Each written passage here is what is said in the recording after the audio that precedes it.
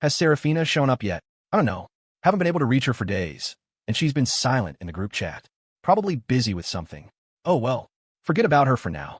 Jessica Young nodded, her gaze sweeping over the women at her table. Before they'd gotten dressed up, they were goddesses. Now, they were goddesses among goddesses. And today, they had a new addition. Riley Song. She was a girl who just radiated a natural, disarming friendliness. Riley, how did you and Ash meet? Jessica asked.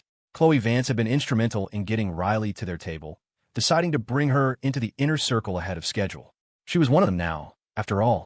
Riley seemed a bit distracted, only snapping out of it when Khloe gave her a gentle nudge. Oh, sorry, I haven't been feeling my best lately. A warm smile spread across Jessica's face.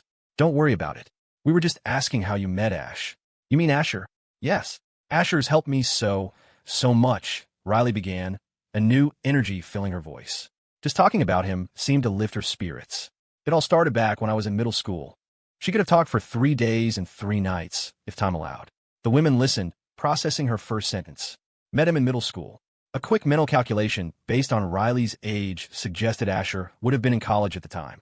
Thinking about the rumors that always swirled around him, their blood began to boil. Damn it, he wouldn't even spare a middle schooler? That monster, their fists clenched tightly under the table. But just as quickly, their hands relaxed. Asher wasn't that kind of monster, was he? No, this was a classic case of him doing a good deed and then vanishing without a trace, leaving his accomplishments hidden. He had never once mentioned any of this to them. The women ground their teeth. That jerk! Does he not consider us as people? By the time Riley finished her story, Jessica took a deep breath, a genuine smile on her face. Riley, you're a good kid. I like you. If you're interested, once you graduate, come work for Hayes Corporation. I'll start you at the salary of a 10-year veteran, no probationary period. Just show up, work for a year, and I'll let you pick any condo you want in Midtown. Anyone who could be a heroine in this story was bound to be exceptional. Jessica wasn't trying to recruit Riley for any reason other than the fact that Asher was clearly fond of her. Not in a romantic way, but like an elder looking out for a younger sibling. Right now, looking at Riley, Jessica felt that same protective fondness. You could come work for me too. Zara, Thorne chimed in, starting the bidding war. Jessica shot her a wry look. Zara, honey, what would you have her do? Spend her days in firefights with you. Zara rolled her eyes. The Thorne family has plenty of legitimate businesses. You think I don't have a position for her? Oh, I'm sure you do. The position isn't what worries me. Jessica paused, her smile turning sly. I'm more worried about Riley ending up somewhere else. As the two powerful women vied for her, Riley was completely overwhelmed. Every woman at this table was staggeringly wealthy and influential, each one a titan in her own right. Next to these radiant swans, she felt like an ugly duckling no one wanted. But Riley Song had her own principles, her own resolve. She wasn't about to grovel or suck up to them just because they were from a higher social stratum. Excuse me, Ms. Yeah, Ms. Thorne, Riley interrupted, but I promised Asher a long time ago that I'd work for the Vance Corporation after graduation. Jessica's eyebrow twitched, not out of anger at being rejected, but at the formality. Riley, you don't have to be so formal. Just call me Jessica. Riley was momentarily flustered, thinking she had offended her. But even if Jessica had been angry, Riley wouldn't have backed down. Not unless Asher himself told her he didn't want her at his company. And you can call me Zara, Zara added, her expression completely serious. A blush crept up Riley's delicate features. The young woman, new to this world of power and high society, shyly replied, Okay, then I will. Jessica, Zara. Riley's shyness was genuine, not an act, and Jessica found it utterly charming. You can't live in New York without your own place, she declared.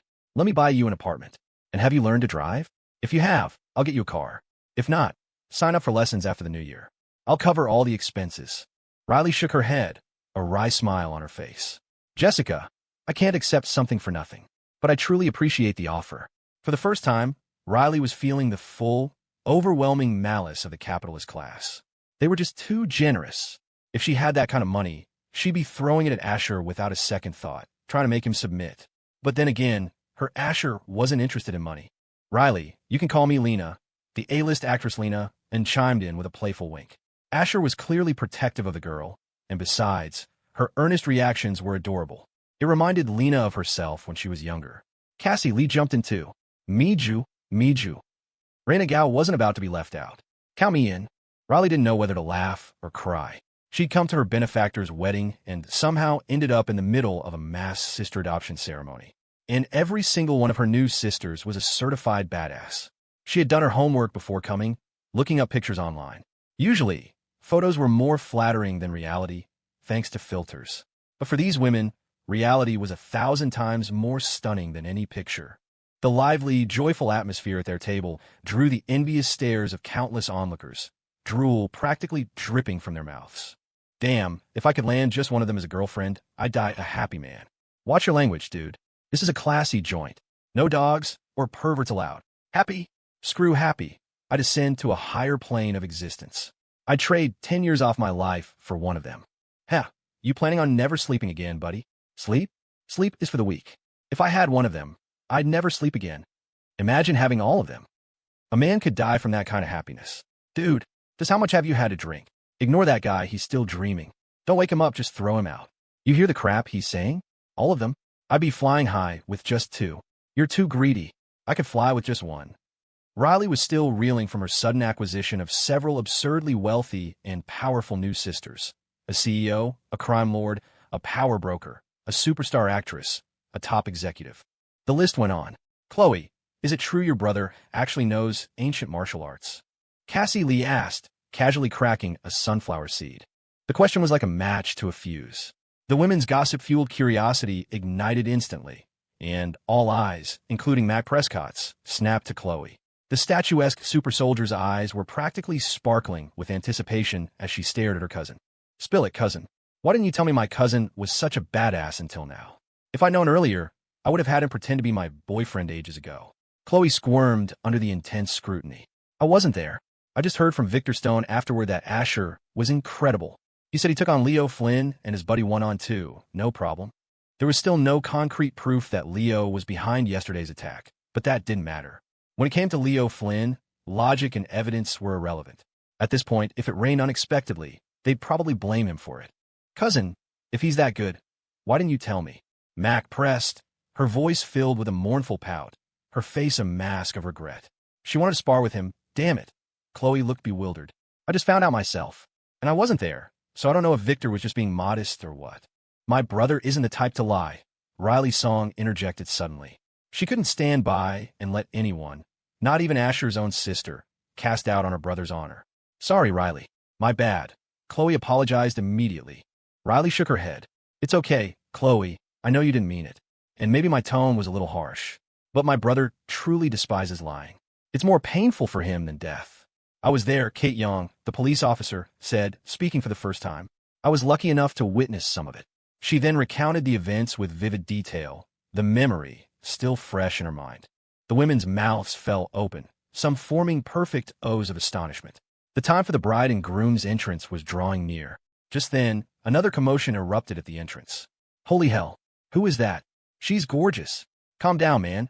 Act like you've seen a beautiful woman before. Hey, beautiful, are you selling your bathwater? I'll pay a fortune. No weird reason. My stomach's just been upset, and my doctor said I should try drinking different brands of water.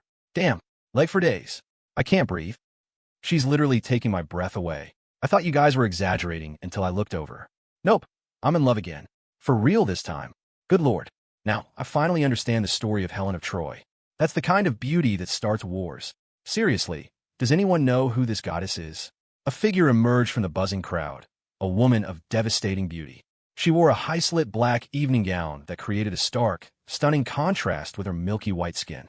The V-neck line plunged elegantly, hinting at a chest that, while understated, possessed a fatal allure that many found irresistible. Her face and figure more than compensated for any perceived shortcomings. Elegance never goes out of style. Her natural aura was one of cool aloofness, keeping others at a distance. The entire ensemble was another massive bonus, enhancing her already otherworldly beauty. The dress was exquisite, but the woman wearing it was even more so. Normally, wearing black to a wedding would be a faux pas.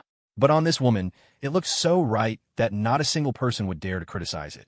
On the contrary, everyone felt it was the perfect choice, the only choice that truly fit her. After a few moments, someone in the crowd finally recognized her. Holy crap, that's Saraphina Hayes from the Hayes family. I can't believe I didn't realize it sooner. Whoa, it really is her. My brain just short-circuited. Weren't the rumors that she and Asher Vance were in love? How did Scarlet Joe end up being the one to marry him? You don't get it, do you? The forbidden fruit is always the sweetest. I secretly celebrated when they broke up, thinking there were plenty of other fish in the sea. Now I realize what a monumental idiot I was. Asher made the right call. She's become a woman I could never hope to reach in a million lifetimes. Saraphina was, after all, the original female lead. That cold, unapproachable aura was her signature. As everyone knows, the things you can't have are always the most desirable. It was a potent combination that proved irresistible to the onlookers. Once you fell for Saraphina, you were lost for life. At the heroines' table, the women were just as stunned, massive question marks floating above their heads. Is that really Saraphina? Did she get a body double? I don't know. Her vibe is totally different today. Someone go get her and bring her over here. Huh. A woman says no, but her heart says yes. Look at her. She came after all. Well, it's good that she's here. With her, as the main event, Scarlet Joe's thunder is definitely going to be stolen today. The women chattered excitedly. Saraphina's appearance was a surprise, but the bigger shock was her new aura. It was so intensely cold and pure, like a lotus rising from the mud, untainted. They had the strange feeling that this person was a complete stranger, not the Saraphina they knew. She was 1,000 times more glacial than before. Something must have happened to her these past few days. You came, Jessica Young said with a smile, walking over to greet her. She and Saraphina had always been on relatively good terms. Women are creatures of envy. It's a universal truth. Saraphina's beauty sparked a tiny flicker of it in Jessica, but it was quickly replaced by a wave of smug satisfaction. The more beautiful Saraphina looked, the more she would overshadow Scarlet. Now that their entire lineup was assembled, what could Scarlet possibly do against all of them? Yes, I'm here, Saraphina nodded, a slight curve gracing her lips. That tiny smile was like a crack appearing in a glacier that had been frozen for 10,000 years. The onlookers' defenses shattered completely. This was just playing dirty. Damn, she's so beautiful my heart is melting. Hey, to the bathwater guy, I'm sorry I laughed so loud before. I officially apologize. Do you have any of that goddess brand bathwater? If so, I'll chip in. I'd like to try some myself. Count me in. What's wrong with spending a little cash on bathwater? It's still water, isn't it? A single smile from a beauty can ruin a man for life. I came to the right place today. From now on, I'm one of Saraphina's simps. There's no shame in it. Goddess, please grant me your holy foot-washing water. God, you guys are disgusting. And you call yourselves rich kids. Look at you. Can't you act like human beings? Saraphina, ignore them. I'm different. Please just spit in my face. That's all I want. The rest is just superficial. Damn, these guys are horny on Maine. You want her spit? Why don't you just die? Hey, buddy, save me some afterward or else. Whoa, Mom, wait, let me explain. It's not what you think. These whispers came from the tables farther back, spoken in hushed tones. The key was that they had the guts to say it out loud. Other scions of wealthy families, who harbored the exact same thoughts, simply stared at Saraphina with unblinking intensity, trying their best to appear sophisticated and different. But beneath the surface, their primal desires were identical, and the fantasies playing out in their minds were far more lurid than what was being spoken. You seem different today, Jessica said, her words coming from the heart. Saraphina tilted her head quizzically, a slight smirk playing on her lips. Do I? I don't feel any different. Oh God, that move was illegal. The head tilt. Just imagine, a stunningly aloof goddess suddenly gives you a cute, curious head tilt while responding in a soft, detached tone. How could that not be electrifying? For a fleeting moment, even Jessica's heart skipped a beat. As a woman, she was for a split second completely floored by Saraphina's charm. Come on, follow me, Jessica said, leading the way. Saraphina had no objections and followed her. Soon, she was seated at the table of heroines. The women chatted with her for a while, and Saraphina handled it all with a newfound grace. Her every gesture seemed different from before. She was the same person, but her entire aura had shifted. A stranger wouldn't notice, but anyone who knew her could feel the distinct change. The women at this table were all dressed to kill. You'd have to be blind not to see they were up to no good. To claim they weren't there to steal the show would be a lie so blatant not even the rich fools in the room would believe it. Holy crap, dressed like that? They're definitely here to cause trouble. You're not wrong, my friend. This is a certified troublemaking squad. Looks like the bride's thunder is going to be stolen before she even gets here. I wouldn't be so sure. I heard Scarlet Joe is a first-class beauty herself. That's one against an army. How can she compete? On this one, I stand with Saraphina in the name of justice. No arguments. Justice? You're not doing it for justice. You're doing it for yourself. You're lewd. You're depraved. You pervert. Oh, look, your fiancée is here. I think she's standing right behind you. Crap. Honey, let me explain. Back at the heroines' table. The bride and groom should be coming out soon, right? Saraphina asked coolly, her gaze fixed on a point in the distance.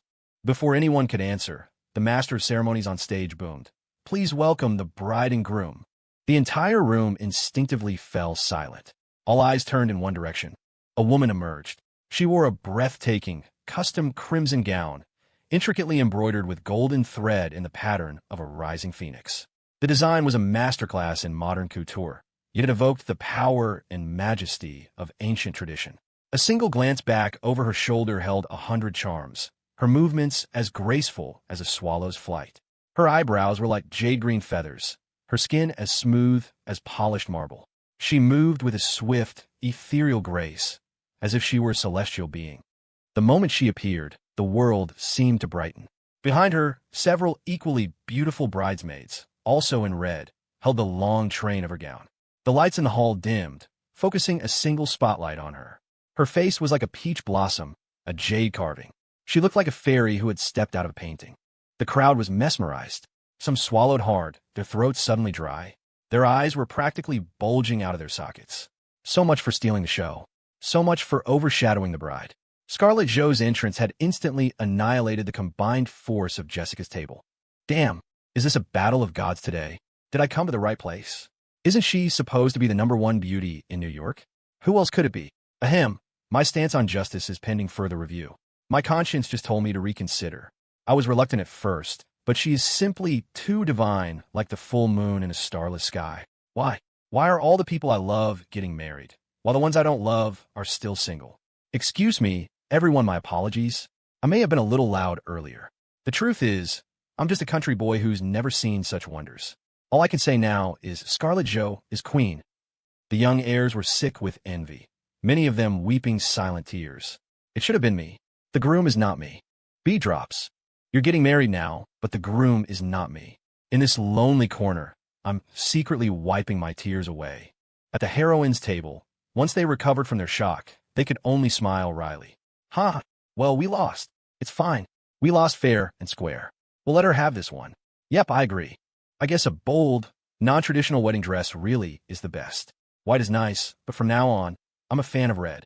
Saraphina remained silent, her eyes holding a complex mix of 3 parts envy, 3 parts coldness, and 4 parts unreadable amusement. A promise of a phoenix crown, a lifetime of peace. This life, a gentle breeze and bright moon, accompanying you to the ends of the earth. Scarlet walked with a gentle smile towards the center of the grand hall. A long red carpet had already been rolled out, and clouds of white mist from dry ice swirled around her feet, creating a celestial, dreamlike atmosphere. Her mother, Victoria Joe, dressed in an elegant red cheongsam, watched her daughter approach, her heart a whirlwind of emotions. Marrying off a daughter was a completely different experience from gaining a daughter-in-law. The little girl she had raised for over 20 years was about to belong to another family. For a parent, the joy was immense, but the reluctance to let go was even greater. "Mom," Scarlet said softly as she reached her. Victoria Joe, though no longer in her youth, was still a woman of remarkable grace. Well-maintained and poised, she looked more like a woman in her 30s than a mother in her 50s. Her nose twitched, and she responded with a tearful smile. "Yes, darling." The mother and daughter shared a hug. Perhaps it was their deep connection, but even the she-devil felt a profound emotional stir. She leaned in and whispered in her mother's ear, "Mom, it's not like I'm never coming back to see you." Victoria paused, then gave her a playful, scolding smile. "What are you saying on your wedding day? You are not allowed to come back." Huh? The she-devil was stunned. Was this the classic, a daughter married is like water spilled? The next moment, however, her mother's words dispelled that notion entirely. "You and Ash need to work hard. I want to be holding my grandbaby as soon as possible. Don't you dare come home to visit me and your father until you're bringing a grandchild with you." Scarlet froze, then 2 alluring blushes bloomed on her cheeks. That wasn't something she could just decide on her own. It required effort from both sides, didn't it? "Mom, I'll do my best." Victoria rolled her eyes elegantly. "What do you mean, dear best? Listen to me. It's a must." "A must, a must," Scarlet repeated, her tone firm. But then she thought of Asher and couldn't help but feel a pang of worry. "Ahem. I hope everything goes smoothly. A little further down the aisle, Scarlet saw Asher. And he saw her. The moment he laid eyes on the she-devil, Asher couldn't stop his heart from hammering in his chest. Beautiful. You're just too beautiful. Oh my God. You're a grown man, not some kid. Why are you getting so worked up? Calm down, stay calm. Don't forget your true home just because you've got a pretty wife. Screw home. I'm not going back. Can you blame me? I don't think so. I just want to go home. What did I do wrong? For a split second there, home didn't seem so appealing. The she-devil is much more appealing. Ping. Congratulations, host. You have received endurance +3. What the hell? Asher was dumbfounded. He hadn't even done anything. What was his system thinking? Before he could puzzle it out, Scarlet was by his side, her bridesmaids having dispersed. Well, how do I look today? Scarlet asked, her cheeks flushed, looking incredibly endearing. The powerful super vixen had transformed into the girl next door. The stark contrast was almost too much for Asher to handle. It's not just today. You look beautiful every day. Today is just exceptionally beautiful, Asher said with a sunny smile. It was the honest truth. In his past life, their arrangement had been one of necessity, a plot device. There was no substance to it. They were just using each other. But today was different. Scarlet was here willingly, and Asher's heart wasn't made of stone. The experiences he'd shared with her in this life had, bit by bit, chipped away at his resolve to go home. He hadn't even noticed the change himself. If the day came when he had to choose whether to stay or leave, he knew he wouldn't be able to walk away as nonchalantly as before. He would hesitate. He might even choose to stay. The she-devil smiled, a smile as warm as a spring breeze. A pleasant, intoxicating fragrance wafted from her, uplifting one's spirits. Seeing you so good at talking and flirting, I can rest easy, she said, her lips curving into a meaningful smile. What does that even mean? Aren't you supposed to be scared I'll cheat on you? Shouldn't you be trying to control me? She-devil, you being so open-minded is making me panic. So, are you saying you let me play the field? Asher swallowed hard. His thought wasn't wrong. He was just making the same mistake most men make. No, it wasn't a mistake. It was a biological imperative to create more superior offspring. Fine, at the end of the day, he was still a guy with a wandering eye. It was a common flaw. But Asher wasn't really that person. He could think about it, but unless it was required by the plot, he wouldn't act on it. Scarlet's face grew even redder as she stifled a laugh. It's almost time. We should go in. She suppressed her amusement and placed her hand on Asher's arm. Asher nodded, shelving his playful thoughts. And when he got serious, even Scarlet was taken aback. The reason was simple. The damn system had nearly maxed out his looks. As the saying goes, a handsome face leads to a tired body. The system, in its infinite wisdom, had provided him with certain benefits. But Asher himself had never noticed. The player doesn't see the whole game. When Asher and Scarlet, the new couple, made their entrance, nearly the entire room was struck dumb. It took a full 3 minutes for them to regain their senses. Is that Asher Vance? Whoa, I haven't seen him in years. I thought he was some new movie star. I'm so jealous. They're a match made in heaven. When I get married, I want someone that handsome. Honey, you think Asher Vance is handsome? Duh. Of course he is. Why, cousin? That's right, he is. And since he's so handsome, you should take a good long look because he's the kind of man you'll never be able to get in your life. You're so mean. I'm telling Dad. Damn. Does anyone know which plastic surgeon Asher went to? After this is over, I'm going for a consultation. Count me in. The younger generation of rich kids couldn't contain themselves. Money could buy you anything, but that was low-level stuff. Having looks without money was just being a freeloader. You couldn't expect the woman to pay for dinner every time. But to have both money and looks? That was how you won a game. At Jessica's table, when Asher appeared, the heroines' hearts collectively broke. The moment they had all dreamed of was happening, but it was for someone else. Jessica let out a hollow laugh. How nice. Yeah, really nice, Khloe echoed, her nose turning a little red. Zara's fists were clenched so tight her knuckles were white, her thoughts a mystery. Riley, however, let out a breath of relief. Her eyes shimmered, filled mostly with sincere blessings for them. The undercurrent of longing was nearly identical among them all, with one exception, Saraphina. Her feelings for Asher were something else entirely. In that moment, the dim lighting cast half of her face in deep shadow. You can't hurt me like this, she whispered to herself. In fact, it only makes me more excited. The wedding ceremony proceeded without a hitch. The women began to think the day might pass without any major incidents. Then, Cassie Lee's phone rang. Like a row of dominoes, the women all turned their heads in unison, their eyes locking onto her. Most of the other guests were focused on the stage, and no one was paying them any attention. Taking a call here wouldn't cause much of a disturbance. Cassie glanced at the caller ID, and her brow furrowed. It was Leo Flynn. 1,000 thoughts raced through her mind, but then she remembered that the Dragon's Den had already pulled most of its assets out of the city. She had nothing to be afraid of. "Hello? What is it, Dragon King?" As she spoke, the women around her held their breath, their expressions turning icy. A palpable killing intent began to emanate from their table. The other end of the line was silent for a long moment. Just as Cassie was about to lose her patience, Leo's low, hoarse voice came through. "Nemesis has defected." Cassie's hand trembled slightly. In a flash, she channeled her inner Oscar winner. What? What? Her voice was a perfect blend of surprise, confusion, and disbelief. "Huh, I don't know why," Leo sneered. "I don't know what that useless pretty boy offered her, or if she was just tired of working for me all along. Maybe she's always wanted to go against me." He paused, then suddenly asked, "And you? What are your thoughts?" The nerve of this guy. His doom is imminent, and he's still putting on a show. Cassie glanced at Raina Gao, making a subtle hand gesture as she replied, "Every family has its rules, and the den has its code. Since Nemesis has betrayed us, she should be dealt with according to protocol." Dealt with according to protocol? Leo almost cursed it out loud. Anya could go wherever she pleased. No one could stop her. She was a ghost, incredibly difficult to pin down. Even in a direct confrontation, Leo wasn't confident he could take her down. "This can't be rushed. I can't for the life of me figure out why she would betray me. Since you're still inside Vance Corporation, I need you to investigate." Cassie and Anya weren't exactly enemies, but they weren't close either, mostly keeping to themselves. Leo knew full well what Cassie was really thinking. As for Anya, she had never shown any strange inclinations. Her orientation was presumably normal. There was no turning her. She was a herbivore, a Zen master of assassins. Hearing Leo's shameless request, Cassie rolled her eyes. Stingy, useless, and he wants people to work for free.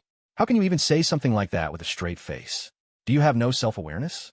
"Fine, I'll start investigating," Cassie said with a shrug. "But let me be clear, I'm no match for Nemesis." Her message was crystal clear.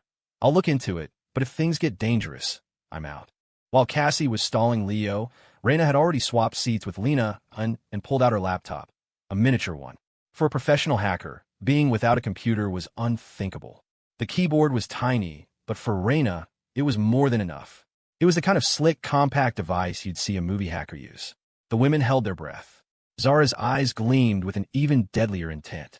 She'd been looking for an outlet for her frustration, and one had just served itself up on a silver platter. Leo paused. Then his voice dropped lower. "You don't need to worry about that. I'm having the mole take full responsibility for your safety. As long as you stay within a monitored area, you'll be fine." The city was blanketed in surveillance cameras. Even if Anya's infiltration skills were superb, she couldn't just get plastic surgery and change her face overnight, could she? Even with makeup, facial recognition systems were no joke. Once they had a lock on her face, it would only be a matter of time. A chill went down Cassie's spine. "Stay in a monitored area? Why don't you just say you want to spy on me, too?" She was fuming. This Dragon King was absolutely insufferable. Cassie glanced at Raina, who was still typing furiously, and said, "Don't you trust me, Dragon King?" No, that's not it at all.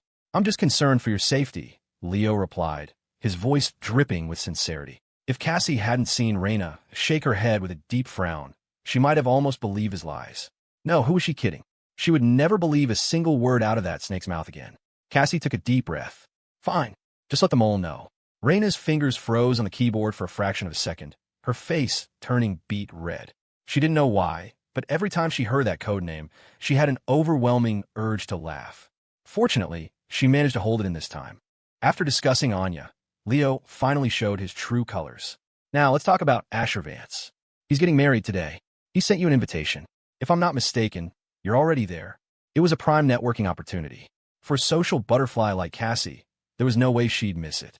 Cassie knew she couldn't hide it, nor did she need to. "That's right." Leo's voice turned cold. "Good. I need you to do something for me.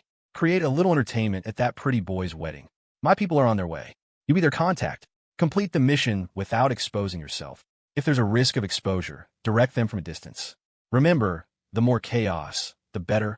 This is just a warning. That pretty boy owes me, and I'm going to make him pay it back 100 times over." What kind of surprise? The kind that goes boom. Leo's plan was simple and brutal. Even if his people managed to get into the wedding, so what? Could they actually assassinate Asher with security this tight? Of course not. Leo knew that was a fool's errand. Psychological torment was far more insidious than physical pain. To turn a celebration into a tragedy. What a beautiful little disaster. Our people will be there shortly, Leo explained. You need to find a way to get the rigged car into the parking garage. At the designated time, it will self-combust. The nearby vehicles will inevitably be caught in the blaze.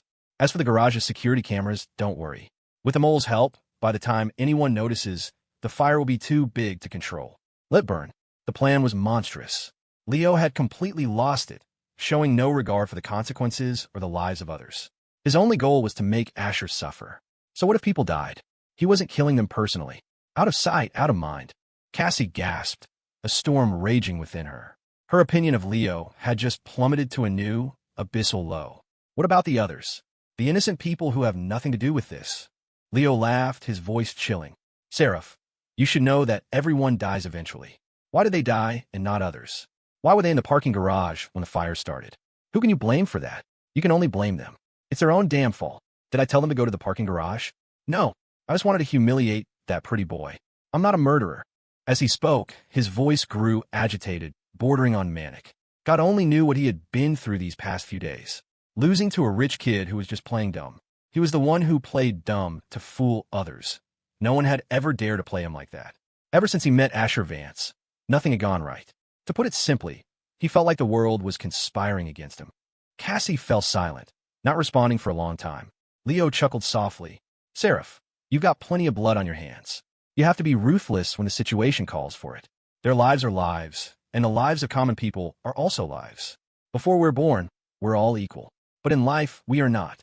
Some of these rich folks aren't clean themselves. Their children inherit fortunes they didn't earn and do nothing but bully others and live uselessly. They squander resources and waste time. Don't you think they deserve to die? We can't control what happens before birth or after death. I'm just giving things a little nudge in between. Whether it has a decisive effect is up to fate. Listening to Leo's tirade, a stranger might have thought he was making some twisted kind of sense. But upon closer inspection, it was clear he was spouting pure, self-serving nonsense. What did he mean by squandering resources? He was just calling Asher a scumbag in a roundabout way. And as for being born rich, if you're so capable, why didn't you manage to get born into a better family? And his theory on life and death was even more absurd. If he didn't pull this stunt, no one would die. Cassie was speechless. Her feelings toward Leo had escalated to severe disgust. You know my bottom line, not harming innocents. Right? You didn't harm any innocents. I told you it's their own fault. They have only themselves to blame, Leo said with a laugh, his tone utterly detached. I can't help you with this. Goodbye, Cassie said coldly, her voice firm. Aid and abet this maniac? Not a chance. Absolutely not. Beep, beep, beep. Cassie hung up without a second's hesitation. Leo was stunned. This Seraph, playing the saint? The way you used to kill people on missions, you didn't even blink. And now you're chickening out? You're telling me you won't do it? Leo narrowed his eyes and took a deep breath. He dialed her number again. The phone rang, but no one answered. Sorry, the number you have dialed is currently unavailable. Please try again later. Sorry. Damn it all. Leo's face was ashen. He let out a string of curses before finally calming down. Fine. I was just testing your loyalty. You think I can't get things done without you? Pathetic. A bunch of useless fools. When I need you, you're nowhere to be found. Looks like I'll have to handle this myself. Leo picked up his phone again and dialed another number. A moment later, a deep, middle-aged voice answered. Dragon King, what are your orders? Here's the situation. Meanwhile, back at the wedding, all eyes were on Raina. She was their only hope. Locking onto Leo's position was all up to her. But this time, Raina was about to disappoint them. The master hacker frowned, turning her small laptop screen toward the others. Sorry, I couldn't find him in time. Leo was prepared for this. His phone number is protected by multiple layers of security. The hacker who set it up must have spent over a month on it. The women looked at each other, their faces filled with shock. Cassie was the most stunned of all. All this time, Leo hadn't trusted her at all. He was just using her as a disposable tool. Why else would his phone be so heavily protected? Who was he trying to hide from? A cold smirk appeared on Cassie's face. She muttered to herself, You want to go to war with us? Why bother with all these convoluted games? Just bring it. Cassie wasn't surprised that her cover was blown. She was done with that pathetic dragon's den anyway. The only reason she hadn't left before wasn't fear of Leo, but of Anya. As long as Anya wasn't involved, She could handle it. She could flee to another country and live a carefree life. But with Anya hunting her, she'd have to live every day in constant fear, never knowing if a single moment of carelessness would cost her life. Is that hacker really that good? Even you can't beat him? Jessica Young asked, her eyebrows arching. It was the question on everyone's mind. They knew Raina was a top-tier hacker, a master of her craft, and one of the main heroines to boot. Anyone with that status was bound to be formidable. If there was someone even Raina couldn't handle, then by comparison, this person had to be a genius of equal or greater skill. No, Raina grumbled, scratching her head in frustration, then dropping a casual bombshell. It took him a month to build that security system. It would only take me an hour to tear it down. But Cassie hung up too soon, huh? The joke landed with a thud. The women stared at her, their expressions a mix of confusion and annoyance. Raina is young. We should just kill her now. Cassie, what was Leo's plan? Lena and couldn't hold back any longer. He wants to blow up the cars in the parking garage, Cassie said flatly. Create an accidental fire to ruin Asher and Scarlet's wedding. Smack! Zara Thorne's face darkened as she slapped her hand on the table. This was just disgusting. She finally understood what Asher meant about dealing with a hidden enemy. She should have dealt with Leo sooner. The loud noise drew the attention of nearby guests. Zara, feeling their eyes on her, flushed with embarrassment. She shouldn't have done that. Thankfully, they only glanced over before turning their attention back to the stage. And then, was the mole his accomplice? Raina asked, a mischievous glint in her eyes. Cassie was bewildered. How did you know? Raina couldn't hold it in any longer. Ah. Hold on, Cassie, let me laugh for a second. I'll be fine. The women were baffled. What are you laughing at? At a time like this, you can still laugh? Raina took a deep breath, then saw the others staring at her like she was an idiot. Explaining would only make it worse. So instead, she picked up her phone and made a call. Yeah, fourth table from the aisle. The one with all the pretty girls. Okay, come on over. She hung up. A moment later, a short figure appeared. A young boy with a lollipop in his mouth walked over, the look of annoyance on his face melting away as he approached their table. Sis, what do you need? Dad just sent me to convince you to come home, you know? The old man's too proud to ask himself, so he sent me. Cassie's eyes went wide. Sis? Raina is the mole's sister? Since when? Her reaction caught Kevin Gao's attention. The boy's gaze shifted to Cassie, and he couldn't contain his own shock. Holy crap. Holy, Seraph? What are you doing here? Raina Gao is your sister? Cassie's eyelid twitched. Kevin nodded. By blood. Yep, as blood as it gets. Kevin emphasized the word blood, almost as if he were grinding his teeth. But the harmless smile never left his face, even if it looked a bit forced. Is she really your sister? Yes, she is. Feeling Raina's benevolent gaze on him, Kevin dropped the act. Raina, don't tell me your brother is the mole. Jessica's expression was complicated. The other heroines looked like they'd seen a ghost. Was this a coincidence? How could they run into him here? It was too damn convenient. Kevin glanced at Jessica. This woman with a decent-sized chest. What's going on in her head? Can't she see the obvious? Does she need me to spell out for her? He sighed. Fine. Since you're pretty, I'll forgive you. That's right. I am one of the top 10 fighters of the Dragon's Den codename. The Mole. The Mole is just my codename, not my real name, he added with a smile. My name is Kevin Gao, and Raina is my sister. He had made the introduction simple enough. As long as these women weren't complete idiots, they should understand. He hoped. The heroines' mouths were all hanging open in perfect O's, their minds blank. Raina gestured for Kevin to pull up a chair. After he sat down, he chatted briefly with Cassie. His reaction was just as priceless as the others. Life was a wild ride. It turned out Cassie had flipped sides the moment she joined Vance Corporation. Or, more accurately, the moment she met Asher Vance. From Cassie's subtext, Kevin pieced together the real meaning. Sorry, he just offered me too much. And you, sir, have excellent taste. That last part was what Kevin imagined Cassie saying to Asher. Money was power. Resources were king. And having both money and resources made you a damn good king. Kevin's young heart took a massive blow. Damn it. If Asher became his brother-in-law, his life would be set. With the Vance family's backing, he could have anything he wanted. Damn it all to hell. He had initially been against this whole thing. Who the hell would have thought Asher would get married so fast? Oh, for F's sake. Little bro, I hear your Dragon King is planning to screw over Asher again. Is that true? What Dragon King? Sis, that's not right. It's not our king. He's not worthy. Ahem, yes, that's true. Let me tell you his plan. It's so twisted, the kind of plan that makes you think the guy who came up with it deserves to have a son with no. You know, he's worse than an animal. I despise underhanded cowards like him more than anything in this world. Kevin Gao's righteous indignation was so convincing he almost moved himself to tears. This had absolutely nothing to do with being intimidated by Anya's mere existence, of course. It's time we discussed how to take Leo Flynn out, Zara Thorne said coolly, shifting her crossed legs. The other women nodded in unison. For once, their opinions were perfectly aligned. Since Leo had made a move against Asher, they couldn't just stand by and do nothing. Before, they'd worried that if Leo died, Asher might follow him out of some misguided plot-driven loyalty. Not anymore. He was a married man now. All they had to do was get Scarlet to work on producing an entire soccer team of heirs. With a baby on the way, would Asher really run off?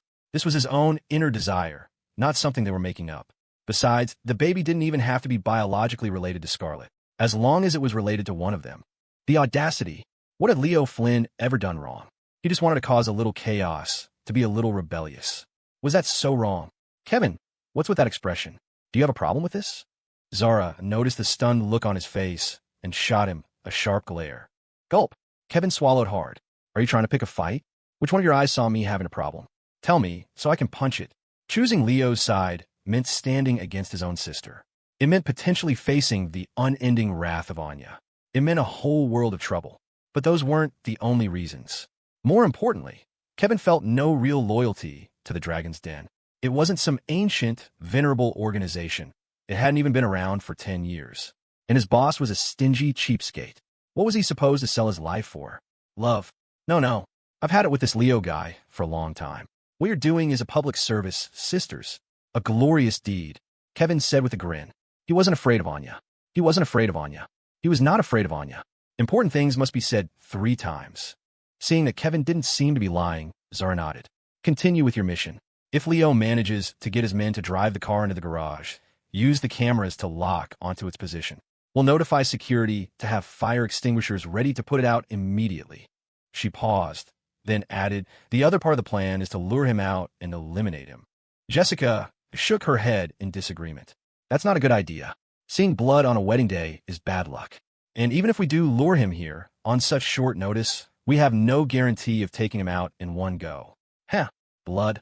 A melodious voice interjected. What's wrong with seeing blood? Isn't Asher going to see some blood tonight? Zara frowned. Saraphina, what are you trying to say? The other women's expressions shifted. For a moment, Saraphina seemed like a complete stranger. Saraphina picked up her wine glass, swirling the red liquid, which released a fragrant bouquet. She brought the glass to her crimson lips and took a small sip. The wine slid down her throat, and she closed her eyes in satisfaction. Don't be so tense. A girl's first time is always supposed to involve a little red, isn't it? The women were speechless. Well, damn, they were all thinking the same thing. After all that, she was just making a dirty joke. A few of them blushed, thinking about it. Ahem. Let's get back to business, Zara coughed, steering the conversation back on track. Even if they couldn't trap Leo, they had to prevent the situation from escalating. Kevin couldn't help them openly, but he could work from the shadows. For instance, when the car self-ignited, a security guard could just happen to be passing by, or a bystander could just happen to be in the area. The effect would be the same. As time went on, Leo's lackeys appeared. But Jessica, Zara, and the others had already anticipated his move and sent people to deal with it. The only disappointment was that Leo himself never showed his face. Kevin, of course, had to report back to him, feeding him a prepared story about bad luck and unfortunate timing. As night fell, the banquet ended. The guests returned to their rooms, their partners, their lives. Asher was no exception. Back at the Vance estate, Lawrence and Eleanor had graciously decided to stay at another one of their properties for the night. Khloe and Anya were also absent. Khloe didn't want to hear any strange noises, and she had dragged Anya away with her, declaring, "That Asher is so lame, Anya. Let's not play with him anymore. Tea helps with hangovers. Let me pour you some," Scarlet said, her cheeks flushed.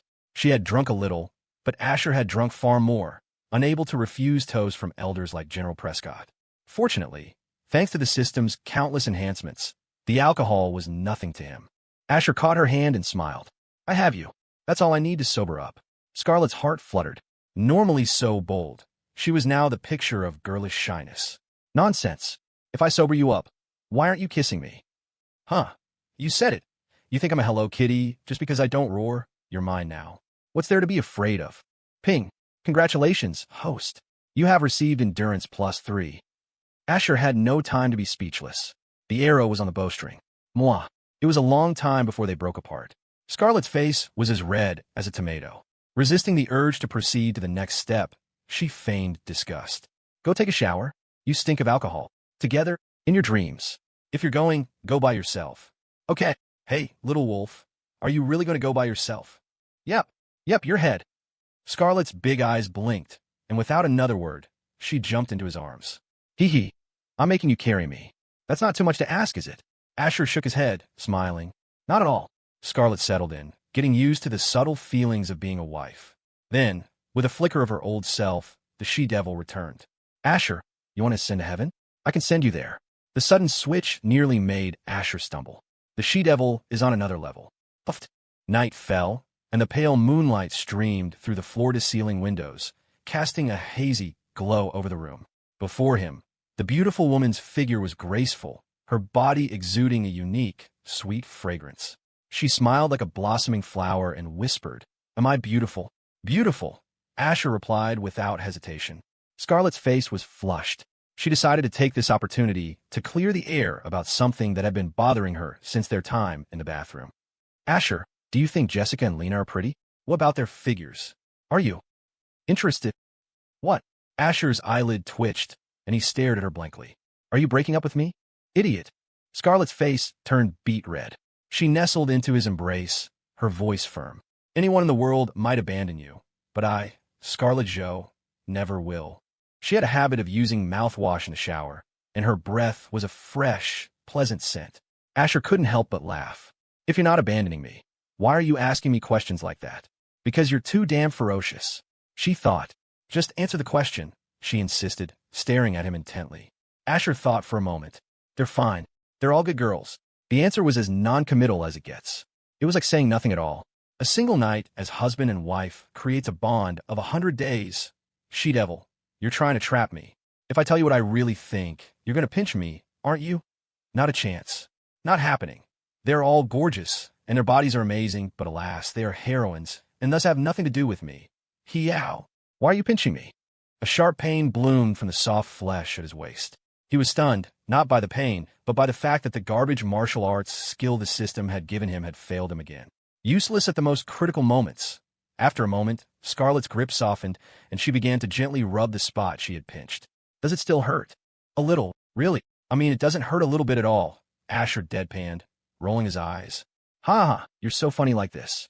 Let's not talk about them tonight. Let's talk about us. Whoa, why do you keep talking about them? I didn't know you had this kind of kink. Are you a professional husband pimper? You're asking for it. Scarlet raised a small fist. Soon, they were wrestling playfully on the bed.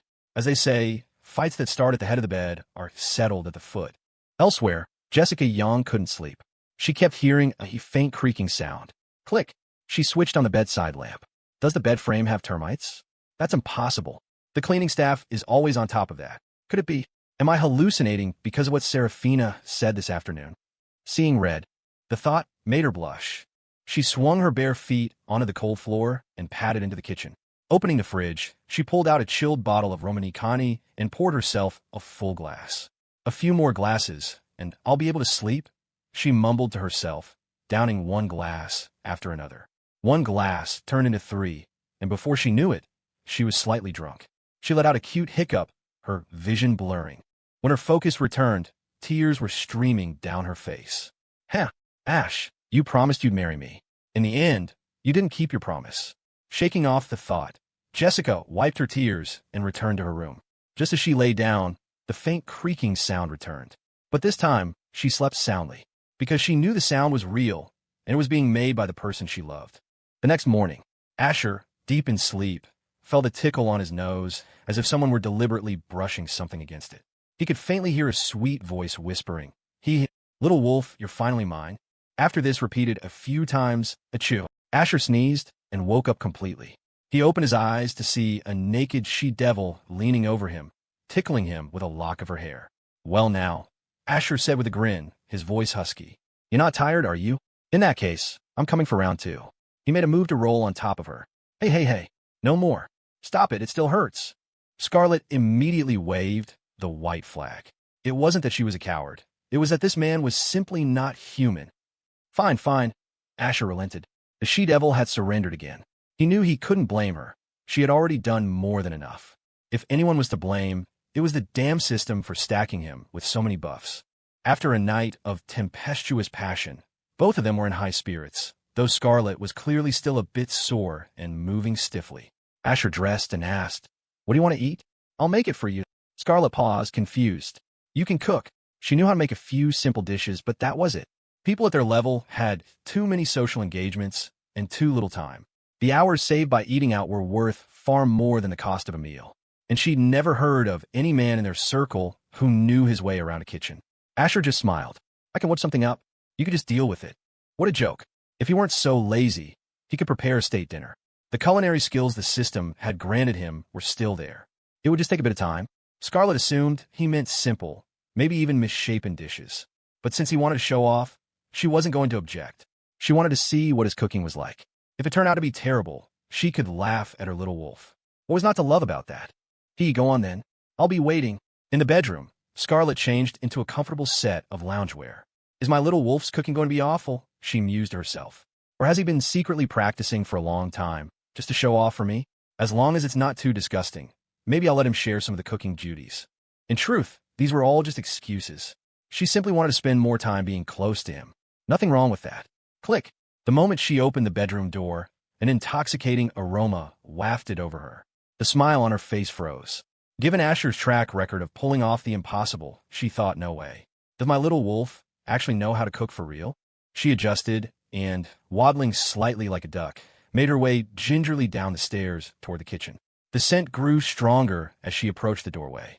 She was about to greet him when she saw him, completely absorbed in preparing the ingredients. Damn it, a focused man was incredibly handsome. A focused man cooking was practically invincible.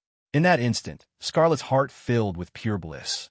A moment later, Asher's hand stilled, and he turned to her with a radiant smile. "Why aren't you resting more?" Scarlet blinked her large eyes, the she-devil looking utterly adorable and innocent. She joked, "I was afraid you'd cook something so bad, not even a dog would eat it." Asher, rinsing vegetables, shot back, "Well then, let's hope a certain someone doesn't turn into a little puppy later." "Don't worry, that won't happen," Scarlet said with a grin. "How could I turn into a puppy eating my husband's cooking?" Asher set aside the banter. "You should go wait outside. The smoke and fumes in here are too strong." Scarlet shook her head and walked into the kitchen. "I'm not as delicate as you think." "All right then." Asher shrugged and went back to work. Scarlet watched like a curious child as he picked up a cut of beef brisket. There were no flashy, unnecessary movements. His knife work was a single, fluid motion, a pleasure to watch. She found it incredibly soothing. In no time, the brisket was cut into perfectly uniform cubes. If someone were to measure them with a ruler, they would discover that every single piece was identical in size. He placed the cubes in a pot of cold water to blanch, allowing the impurities to be drawn out as the temperature rose. He skimmed the scum, rinsed the meat in cool water, then brought a new pot of water to a boil and added the beef along with a special blend of seasonings he had prepared. He let it simmer, knowing it would need at least an hour. While the brisket stewed, Asher moved on to the next dish. He placed a whole branzino on the cutting board and scaled it with his knife. Swish, swish. The blade flashed. A clean incision opened along the fish's belly, and he deftly removed the innards and gills. After rinsing it, he laid the knife flat against the fish's back and pushed upward. The entire process was as smooth as flowing water. If a master fishmonger had been present, they would have gasped in awe at his almost supernatural skill. Scarlet was dumbfounded. Before she could even process it, Asher had removed every single bone. He was making a specialty dish, boneless steamed branzino. Of course, the key to a great dish was the seasoning, and the difference between good and great often came down to the sauce. After a flurry of activity, the kitchen was filled with an overwhelmingly delicious aroma. Scarlet's stomach responded with a loud, cooperative growl. "You should go wait outside now," Asher suggested. "No way. Didn't you say you'd let me watch?" "Ha ha. I'm afraid you'll start drooling and ruin your image. I still have the main course to prepare. I don't think you can handle it." She scoffed. "Can't handle it? Please. I survived last night, didn't I? You think this little thing is going to get to me? Who are you looking down on?" Despite her words, her body betrayed her. She subconsciously wiped a bit of drool from the corner of her mouth. As time passed, Scarlet realized she was getting ravenously hungry. She had never been so flustered by food before, not even by the creations of top-tier chefs whose food she ate almost daily. But this was different. This was a whole new world. Little wolf, when is breakfast ready? I'm starving, she whined, her eyes glued to the finished dishes. Almost, Asher replied as he worked on another delicacy. By now, the fragrance had filled the living room. It was a good thing Lawrence, Eleanor, and Khloe weren't home. Knowing his father, he would have probably pulled out his leather belt and roared. You ungrateful whelp. You had this kind of skill and never told me? You let your mother and me eat takeout all this time? I'm disowning you today. And Khloe would have been even more direct. The devious lowly would be munching on a lollipop, saying, Brother, you can cook? If I eat your food, will sister-in-law get mad? Yay, brother, this is so yummy. I want more. Grillo. Scarlet's stomach protested again, even louder this time. She had lost count of how many times it had happened. At first, she had blushed. Now, she had accepted her fate. They were husband and wife. What was there to be embarrassed about? Asher, how much longer? The she-devil pouted, genuinely annoyed this time. You can't even feed me. How can you say you love me? She was deeply dissatisfied with being able to see but not eat. It felt like she'd be waiting an eternity. Asher finished the final step, thickening a sauce. All right, it's done. You go on out. I'll bring the plates. I'll help you. Aren't you still having trouble walking? I'm not talking to you anymore, the she-devil said, blushing as she turned and walked out. But inside, her heart was overflowing with sweetness. Fine. Since you showed off for me, I'll forgive you. Oh my God, this beef brisket just melts in your mouth. It's incredible. Scarlet's eyes went wide. Wow, and what's this? No way. Is this just a simple risotto? How is it so different from any risotto I've ever had? Forgetting all pretense of being a refined heiress, Scarlet simply dove in, her fork a blur. She'd intended to be demure, but the aroma wafting from the plates had shattered that resolve. Asher was hers now. It wasn't like he was going to run away.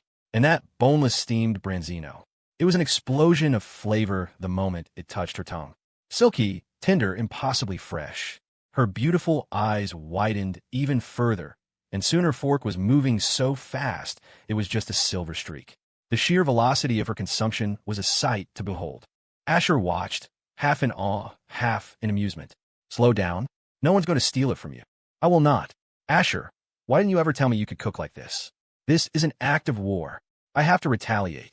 Ahem, you never asked. You couldn't have given me a heads up. I only answer when asked. No questions, no answers, he said with a laugh. So if we weren't married and I asked, would you have told me? No. Scarlet paused for a fraction of a second. Then her fork-wielding hand moved even faster. Ugh, I'm so mad.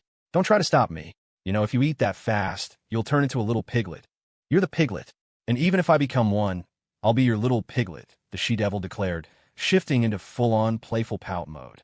Asher didn't know whether to laugh or cry. Was the food really that good? He wasn't trying to be arrogant, but ever since the system had gifted him with master-level culinary skills, his perspective had shifted. What most people considered excellent, he now saw as merely decent. It took something truly extraordinary to impress him. Do you want something to drink? He asked. Grab me an iced tea, please. Got it. Asher got up and went to the kitchen, returning with a soda for himself and a bottle of iced tea. When he got back to the table, he froze. You finished all the branzino? Yeah. Did you make any more? No. Oh, then there's no more. Asher felt himself turning to stone. What kind of wife had he married? Was this a woman or a black hole with a fork? An hour later, every single plate on the table was wiped clean, looking as if a swarm of locusts had descended. It was beyond a simple robbery. It was total annihilation. Oof, Asher, I feel awful, Scarlet moaned, clutching her swollen stomach as she collapsed onto the sofa in a perfect imitation of the Al Bundy slouch. Asher's eye twitched. Of course, she felt awful after inhaling that much food. She hadn't left him a single bite of the fish. If he hadn't fought for a share of the brisket, he'd probably be gnawing on the bones right now. Do you have any idea what you just done? Seeing Asher's stern expression, Scarlet couldn't hold it in any longer and burst out laughing. The way she just acted. Forget Asher. If her own parents had seen it, their jaws would have hit the floor. Was this really their daughter? Or was she the reincarnation of a ghost who'd starved to death? But around Asher, Scarlet felt completely at ease. She didn't need to keep up appearances. After all, she could hear his thoughts, couldn't she? His inner commentary on her behavior had always been dismissive of any pretense. If he didn't care, why should she? The dating phase was for putting your best foot forward. Marriage was for being yourself. Otherwise, you end up in that classic trap, marrying someone you don't know, only to divorce them once you do. But that wasn't a problem for her. She was marrying Asher because she knew him inside and out, and She had to admit the fact that his cooking was divine was a major, major bonus. Am I the first girl who's ever gotten to eat your cooking? Scarlet asked casually, patting her now pudgy belly. Asher's mind went into overdrive. What kind of R-rated question is that? If you aren't the first, does that mean you could be the last? Oh wait, the dumb woman might have been the first, technically. I did make her those noodles once. Whatever. That was a one-time thing, a special circumstance. Asher smiled outwardly. Yes, you're the first. In his mind, he didn't classify Saraphina Hayes as a girl. The dumb woman wasn't a girl, and a girl wasn't the dumb woman. How could anyone that clueless be considered a woman? Makes sense, right? Scarlet had felt a tiny pang of disappointment, but hearing his follow-up thoughts, she nearly choked with laughter. Ow, little wolf, stop making me laugh. My stomach hurts. Asher scratched his head, confused. Was his answer that funny? Or was it the way he'd said it? He'd never understand the she-devil's thought process. She was getting weirder by the day. Or maybe her persona is just crumbling. He mused and decided not to dwell on it. Oh, right? Asher said, changing the subject. That movie I shot with Lena and the agents is having its industry premiere tomorrow night. It's a pre-screening for critics and insiders to get their reviews in before the New Year's Day release. I probably shouldn't go. He'd only done the movie to piss off the smirking Dragon King, Leo Flynn. Now it felt unnecessary. Speaking of which, he hadn't seen that idiot in a while. He wondered what kind of grand, stupid plan Leo was cooking up. If he stuck to the usual tropes, Asher could play along.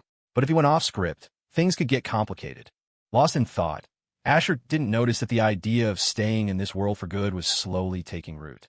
At his words, Scarlet's eyes lit up. Go. Why wouldn't you go? Asher was stunned. I was going to stay here with you. A knowing, flowery smile bloomed on Scarlet's face. Lena will be there tomorrow night, right? Of course. She's the female lead. Perfect. Then you should definitely go. Does it look right for a grown man to be cooped up at home all day? I want to stay with you. We only got married a few days ago. We haven't even had our honeymoon, Asher said, exasperated. Scarlet waved a dismissive hand, her grin unwavering. We can have a honeymoon anytime. This is your first movie, isn't it? It's a wonderful thing to admire your own masterpiece. Are you really trying to kick your husband out of the house? Asher's ego felt a tiny prick. Scarlet pouted, her lips full and rosy. Doesn't a certain someone know what he's done? Huh, what did I do? I just have a few more buffs than the next guy. And I'm a little, bigger. Seeing the mock resentment in her eyes, Asher sighed in defeat. He couldn't exactly argue that she was trying to push him into another woman's arms. Especially not the movie's leading lady. Fine. I'll be back as soon as the movie ends tomorrow night. Hee, she giggled. Actually, it's okay if you don't come back at all. Khloe, it's me. Hee. Piper Page's voice bubbled with the joy of a lottery winner. On the other end of the line, Khloe Vance sounded confused. Piper? What's up? So, tomorrow is Ash's big movie premiere. The one he did with Lena and... He's so sweet. He didn't forget about me and totally kept his word. He sent me a bunch of tickets. I heard a ton of A-listers are going to be there. Getting even one ticket is a huge deal, and he sent me like 5 or 6. I mean, I wish I had more, but still. Did he give you any? No. What a scatterbrain. How could your brother forget you? Here, I'll give you one of mine. He didn't, but Lena did. The line went silent for a moment before Piper's excited voice returned. Then I'll see you there. We can meet up in the lobby. No, I'm busy tomorrow. I can't go anywhere. Huh. Piper was floored. Busy with what? But since Khloe had said it so definitively, she didn't press the issue. Oh, okay. Well, if you change your mind, let me know, and I'll come find you. Click. After hanging up, Khloe let out a long breath, a pout forming on her lips. Sorry, Piper. I'm planning on sneaking in. I can't let Ash know I'm there. Just from the title, The Agents, Khloe could tell it wasn't going to be some highbrow drama. She was afraid that if she sat with Piper, she'd lose her composure during the steamier scenes. An embarrassing outburst was out of the question, but she was definitely going. Aside from Khloe and Piper, none of the other main heroines knew about the event. It was an industry-only screening, an exclusive sneak peek for experts, insiders, and a few lucky test audience members before the official release. Director Vic Liu's ambitions went far beyond the domestic box office. He was aiming to make Asher an international star. He wasn't just chasing a blockbuster. He was chasing a global phenomenon. To do that, he needed buzz, and that meant getting the right people in the room to sing the film's praises. Of course, if Jessica Young or the others had wanted tickets, they could have easily gotten them. They just weren't in the loop. The next evening arrived. At the Vance estate, Lawrence, Eleanor, Khloe, and Anya were all out. Asher cooked, ate a quick meal, and was just finishing up when his phone rang. He glanced at the caller ID, then at Scarlet. "It's Lena and..." Puffed, the she-devil snorted, not looking up from her phone. "You don't have to report everything to me. Go on, answer it." Asher gave a helpless smile and picked up. "What's up?" "Asher, you said you were coming to the premiere tonight, right?" Lena's voice was a mix of excitement and nerves. "It's at the Vance Cinema Complex on the west side. The screening starts in about an hour. You should get over here." The excitement was for the movie. She knew her performance was one of her best. In the past, she wouldn't have been this worked up, but this time was different. This time, she was starring alongside Asher. "All right, I'm on my way." Asher glanced at Scarlet, who gave him a huge thumbs up and an encouraging look. "What's that supposed to mean?" "What else could it mean?" "She's kicking me out." He hung up. "I'm heading out," he said, grabbing his jacket. Scarlet, still patting her full stomach, managed to push herself off the sofa and walked over to literally push him towards the door. Go on, go on. Stop dithering like an old woman." Asher didn't know whether to laugh or cry. Half an hour later, he was at the Vance Cinema Complex. As soon as he emerged from the parking garage, he was greeted by a sea of banners. Congratulations to the nation's husband on the success of his debut film. International critics are already raving. Asher felt it was all a bit much. With his level of fame, the movie hardly needed this much promotion. It was overkill, especially since he owned an entire complex and could advertise however he wanted. Then he saw something that made him cringe. On every major digital billboard, a loop of his most intense kissing scene with Lena and was playing in high definition. That son of a bitch Vic Lou, Asher thought. The man's a goddamn marketing genius. The shirtless man on the screen, his physique perfectly chiseled, was undeniably him. Asher sucked in a sharp breath. Okay, this might have gone too far. It would certainly piss off Leo Flynn. A scene this steamy was a declaration of war in Leo's world. It was as if Asher had just announced, "I was just here to fix the plumbing." Hiding in the closet was a complete accident. The smirking, green-hatted Dragon King would never believe a word of it. Despite his internal embarrassment, he was wearing a face mask, so no one had recognized him yet. He was watching the promotional clips from a distance because getting any closer was impossible. The areas around the billboards were swarmed with gaggles of fangirls and a surprising number of women in chic black dresses, all staring up with starry eyes, pointing and whispering. As he edged closer, he could hear them. They were all praising his physique, saying they never realized he was so ripped. A few girls were huddled in a corner, pulling up the trailer on YouTube on their phones and practically licking the screens. "I've been waiting for you. I was starting to think you weren't coming." Lena spotted him and hurried over, instinctively looping her arm through his. She was still so deep in her role that she hadn't shaken the character yet. In her mind, she was still the wife of Asher, the super spy. The soft, warm pressure against his elbow made Asher freeze like a deer in headlights. "Seriously? Are you trying to seduce a married man?" Inside the premiere theater, the place was already packed. People without seats were standing in the aisles or crammed into the open space at the back. It was a chaotic, buzzing crowd of several thousand. Representatives from major players like Google, TikTok, and even some Hollywood studios had shown up. In today's world, hype was king, and chasing clout wasn't something to be ashamed of. Asher was about to find an empty seat anywhere, but Lena pulled him straight to the front, onto the stage. As the male lead, he had no choice. He and Lena stood center stage, flanked by the supporting cast. In front of them stood director Vic Lou, assistant director Sophie Song, and a famous TV host who was emceeing the event. With Asher present, the media turnout was insane. People had clawed and begged for a spot, some even trying to bribe their way in. Damn, Asher Vance is even hotter in person than on screen. If you didn't tell me he was a Vance, I'd think he was some new Hollywood heartthrob. He in that body. Totally worth flying in from D.C. overnight for. I just want to get to the steamy parts. Let's go. Ha ha. Sister, you came for that too? Duh. Licking the screen isn't a crime. Can you guys have some class?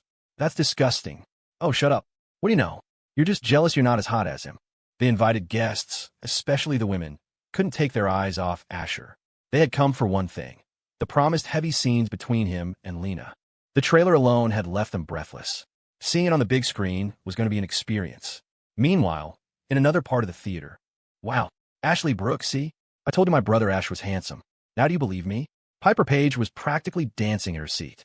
Her two friends stared at the stage, mesmerized, and nodded in unison. I was like 90% convinced from the trailer, Ashley said. Now I'm at 110.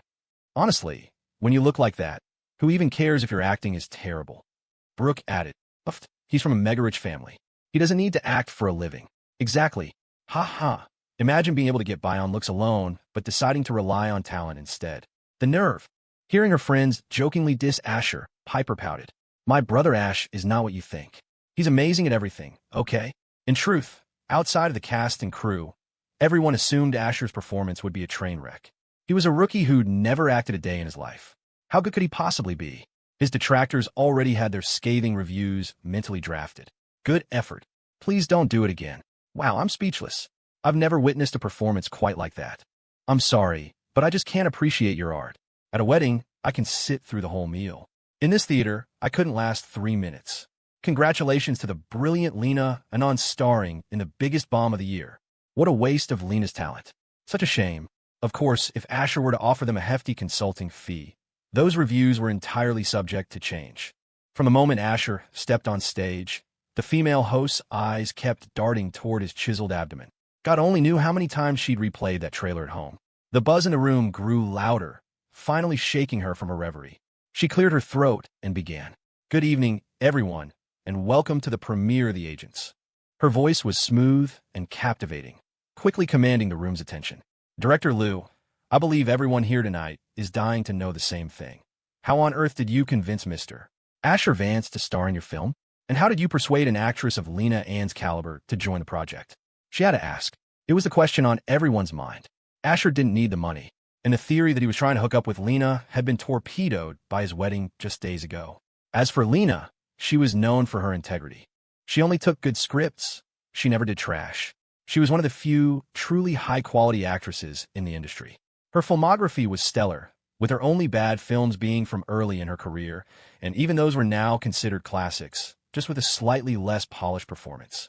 Vic Lou took the microphone, his face beaming. Haha, what power do I have to get Mr. Vance?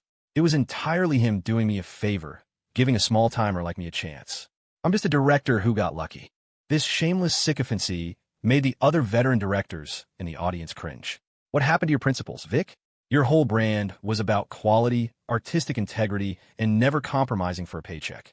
And now you're selling your soul for a few bucks. You're a disgrace to the profession. The directors muttered amongst themselves. Fine, you took the money. You can fluff him up a bit. We'll look the other way. But you're praising him like he's Daniel Day-Lewis. Are you insane? You can't just manufacture an Oscar winner. Ahem. Vic coughed. He was being completely sincere. It had nothing to do with flattery, but he knew when to pull back. As for Miss Lena, and her decision to stay was entirely her own. I didn't force her. You can trust her commitment to quality. Clang. A spotlight hit Lena. She was stunning in an emerald green gown, her milky white skin glowing under the light. The V-neckline was alluring, her lips a bold rose red. The combination of her ethereal aura and flushed cheeks created a fatal attraction. The host stared at Lena, completely bewildered. Lena, I can't believe you'd sell out like this. What happened to the art is my life? TSK women. Even you couldn't resist the power of capital. My last bastion of hope is gone. Lena simply raised the microphone to her lips and said succinctly, That's correct. Is that it? The host had been expecting a moving, heartfelt story from Lena. She had clearly overestimated the situation. Thank you for your answer, Missin, the host said with a forced smile, turning her attention to Asher. She glanced at her cue cards, organized her thoughts, and began. Mr. Vance, hello. You're already a major public figure, but to our knowledge, you've never participated in any film projects, nor have you had any formal training in acting. This is your debut, correct? She paused, letting the question hang in the air. This isn't just my question. It's on everyone's mind. Could you shed some light on this for us? Swish. Every eye in the room swiveled to Asher. For his fangirls, it was the perfect excuse to stop stealing glances and start staring openly. Appreciating art, after all, was a noble pursuit. Asher took the microphone and offered a calm, honest smile. Hello. You're right. This is my first film, and I've never had any professional training. And he wasn't lying. Why would he need slow, tedious training when the system could just download the skills directly into his brain? It was much more efficient. To the clueless audience members, his answer wasn't a big deal. Acting skills were secondary. His looks were the main event. The female photographers in the press pit went wild, their cameras flashing nonstop. He was even more handsome in person, and this was a rare opportunity they couldn't afford to miss. Once the premiere was over, he'd be gone. But for those who had worked with him on the film, especially Vic Lou and Sophie Song, his statement was utterly baffling. They had witnessed his performance firsthand. It was, in a word, flawless. It wasn't the work of a rookie. His skill was on par with, if not superior to, veteran Oscar winners, who at least made the occasional mistake. Asher never did. They were convinced he was just being modest, but they had no evidence to prove otherwise. It was like a billionaire saying, "I'm not interested in money." The ultimate power move. The host nodded, not surprised, her gaze fixed on Asher's impossibly handsome face. "All right, Mr. Vance, there's another question everyone is very curious about." She took a breath. "What made you suddenly decide to get into acting? Was it a personal hobby or something else? And you chose to partner with Lena, and did you decide to do this movie because of her?" "That sounds like several questions," Asher noted wryly. The host's cheeks flushed. "My apologies, Mr. Vance, my mistake. If you'd rather not answer, you don't have to." "It's fine," Asher said without a second's hesitation. "I did this movie because of Lena, and thank you for asking such a perfect question. Camera, right here. That's it. You know what you're doing. You get a bonus tonight. Did you see that Green Hat Dragon King? You'd better step up your game. Your grand revenge is waiting. Think of something new to throw at me. Don't be a coward. Let's get this show on the road." Hiss. A collective gasp went through the crowd.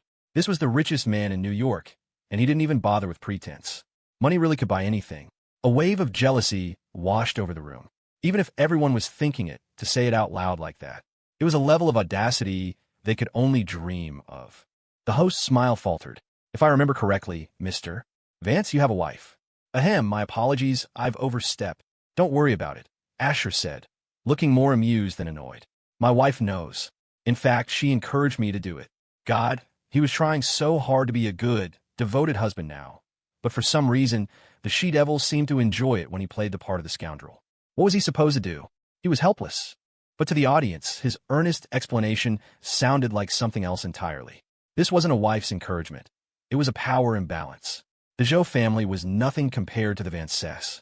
Scarlet Joe had no choice but to let her husband do as he pleased. Being powerful meant you could say anything, and people would believe it. The married men in the audience glanced at their own wives and sighed.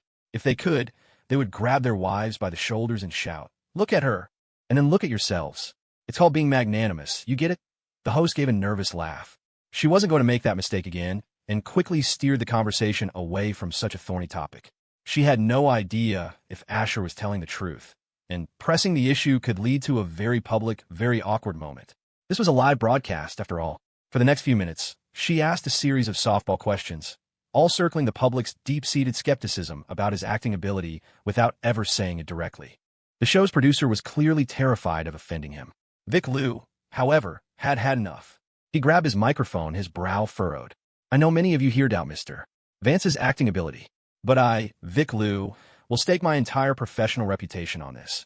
This film is the best, most successful work of my career, and I doubt I will ever be able to create a masterpiece like this again. Not because I'm not capable, but because Mr. Vance probably won't give me another chance to work with him." Sophie Song chimed in to support him. "The proof is in the film. Just keep an open mind, and you'll see what we're talking about." With both directors having made their stand, the host wrapped up her questions. It was time to let the movie speak for itself. The show was about to begin. Finally, in an inconspicuous seat near the front, a young woman wearing a face mask and bundled up to hide her identity let out a sigh of relief. It was Khloe Vance. She was here to see exactly what kind of movie her brother had been so secretive about. The promotional materials were clearly just clickbait, designed to grab attention. Good thing she'd already saved the high-definition clips for research. Over in another section, Piper Page was staring at the giant screen, her eyes wide and her breathing shallow. Not even the premiere of her favorite A-list star had ever gotten her this excited. "Wow, I've been waiting for this moment forever," Ashley said with a grin. Brooke, wiping a bit of drool from the corner of her mouth, added, "You know, Asher and Lena look really good together in the movie. What a gorgeous couple." Ashley nodded. "You're not wrong. It really works." As the film began, the screen showed the main characters in a marriage counselor's office, seeking help for their marital problems.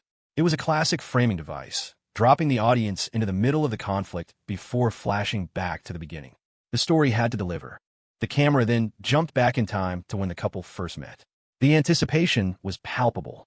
The male lead was handsome, charming, and muscular, pure eye candy. The female lead was beautiful, with fair skin and legs for days. The film could have easily coasted on their looks alone and still been a hit. But then, to everyone's astonishment, both of them could actually act. The audience was dumbfounded. What was happening?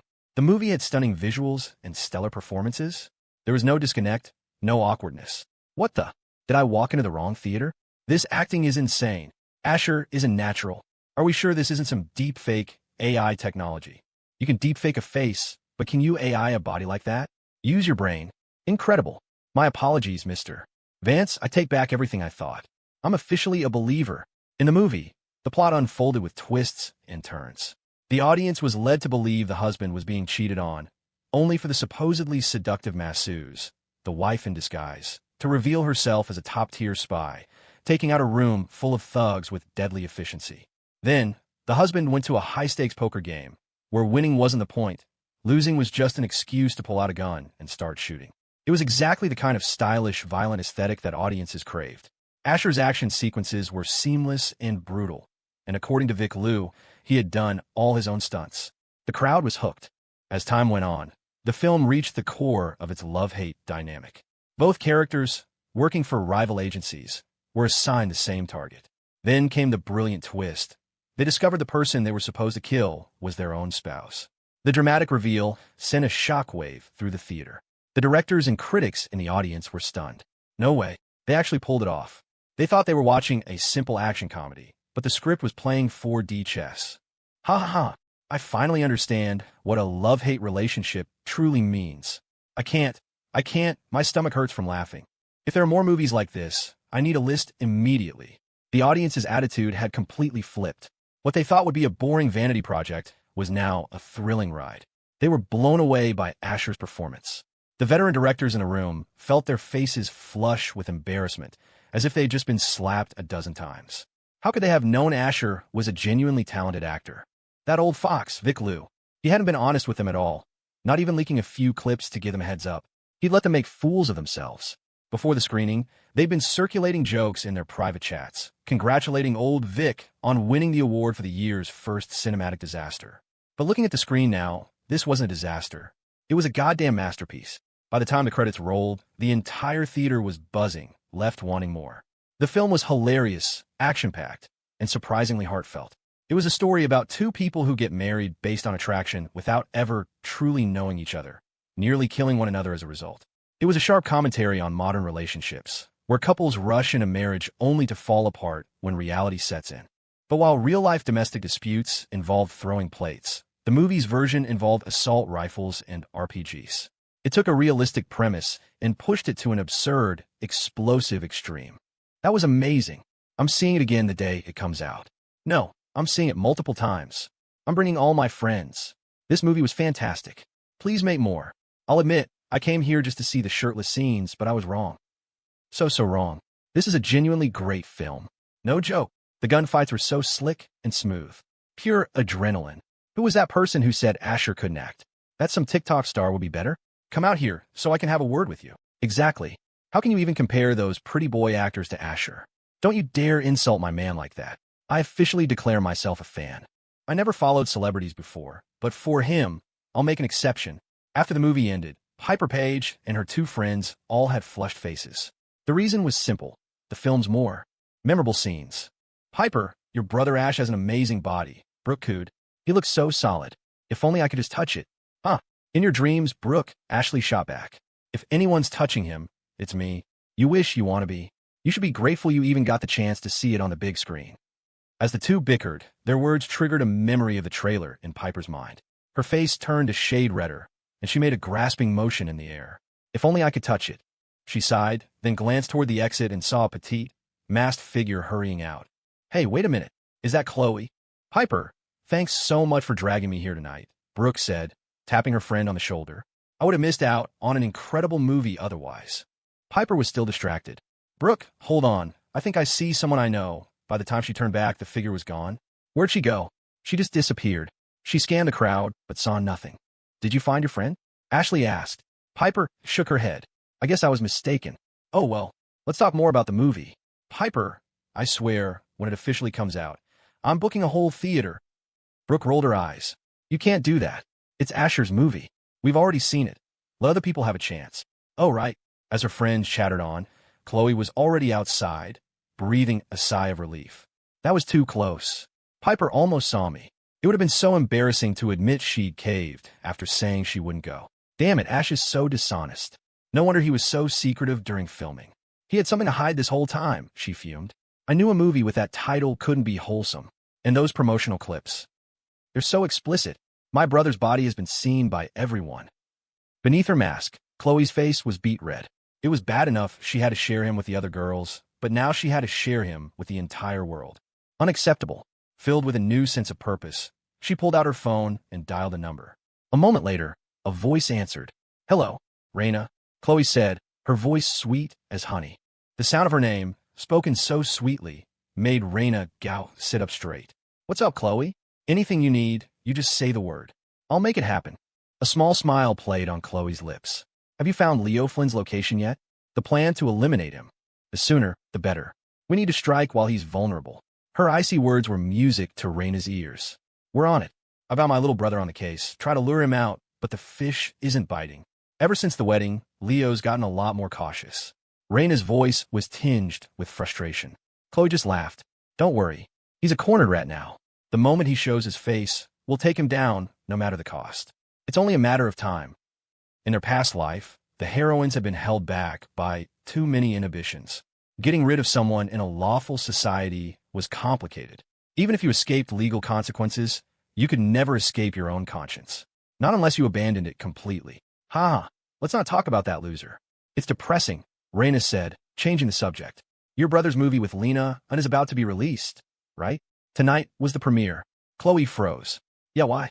Just between us, after the gala, I got some of director Lou's personal info from Lena and I used it to hack into their system and got my hands on the original, uncut film in full 1080p Blu-ray quality. I've watched it. Your brother is ahem. Your brother's acting is amazing. Raina quickly corrected herself. She wouldn't tell a soul what she'd really done while watching it. It wasn't her fault. Asher was just too tempting. Khloe's eye twitched. Raina, if you put this much effort into finding Leo Flynn, he'd already be gone. She wanted to refuse, to say she wasn't that kind of person, but the words caught in her throat. Biting her lip, she relented. Okay, send me a copy on WhatsApp. You got it. Sending it now. Back at the post-screening party, Asher thought he could finally slip away. He was wrong. The movie's reception was so overwhelmingly positive that the celebration was 10 times larger than planned. Vic Lou had already booked out a ballroom at a nearby luxury hotel. The rival directors who had been sneering just hours ago now wore expressions of pained congratulation. The slap to their egos still stung. Congratulations, congratulations. Lena, Mr. Vance, this film is going to be a massive hit. Lena, here's to another box office championship for you. The industry's biggest names swarmed them, offering praise.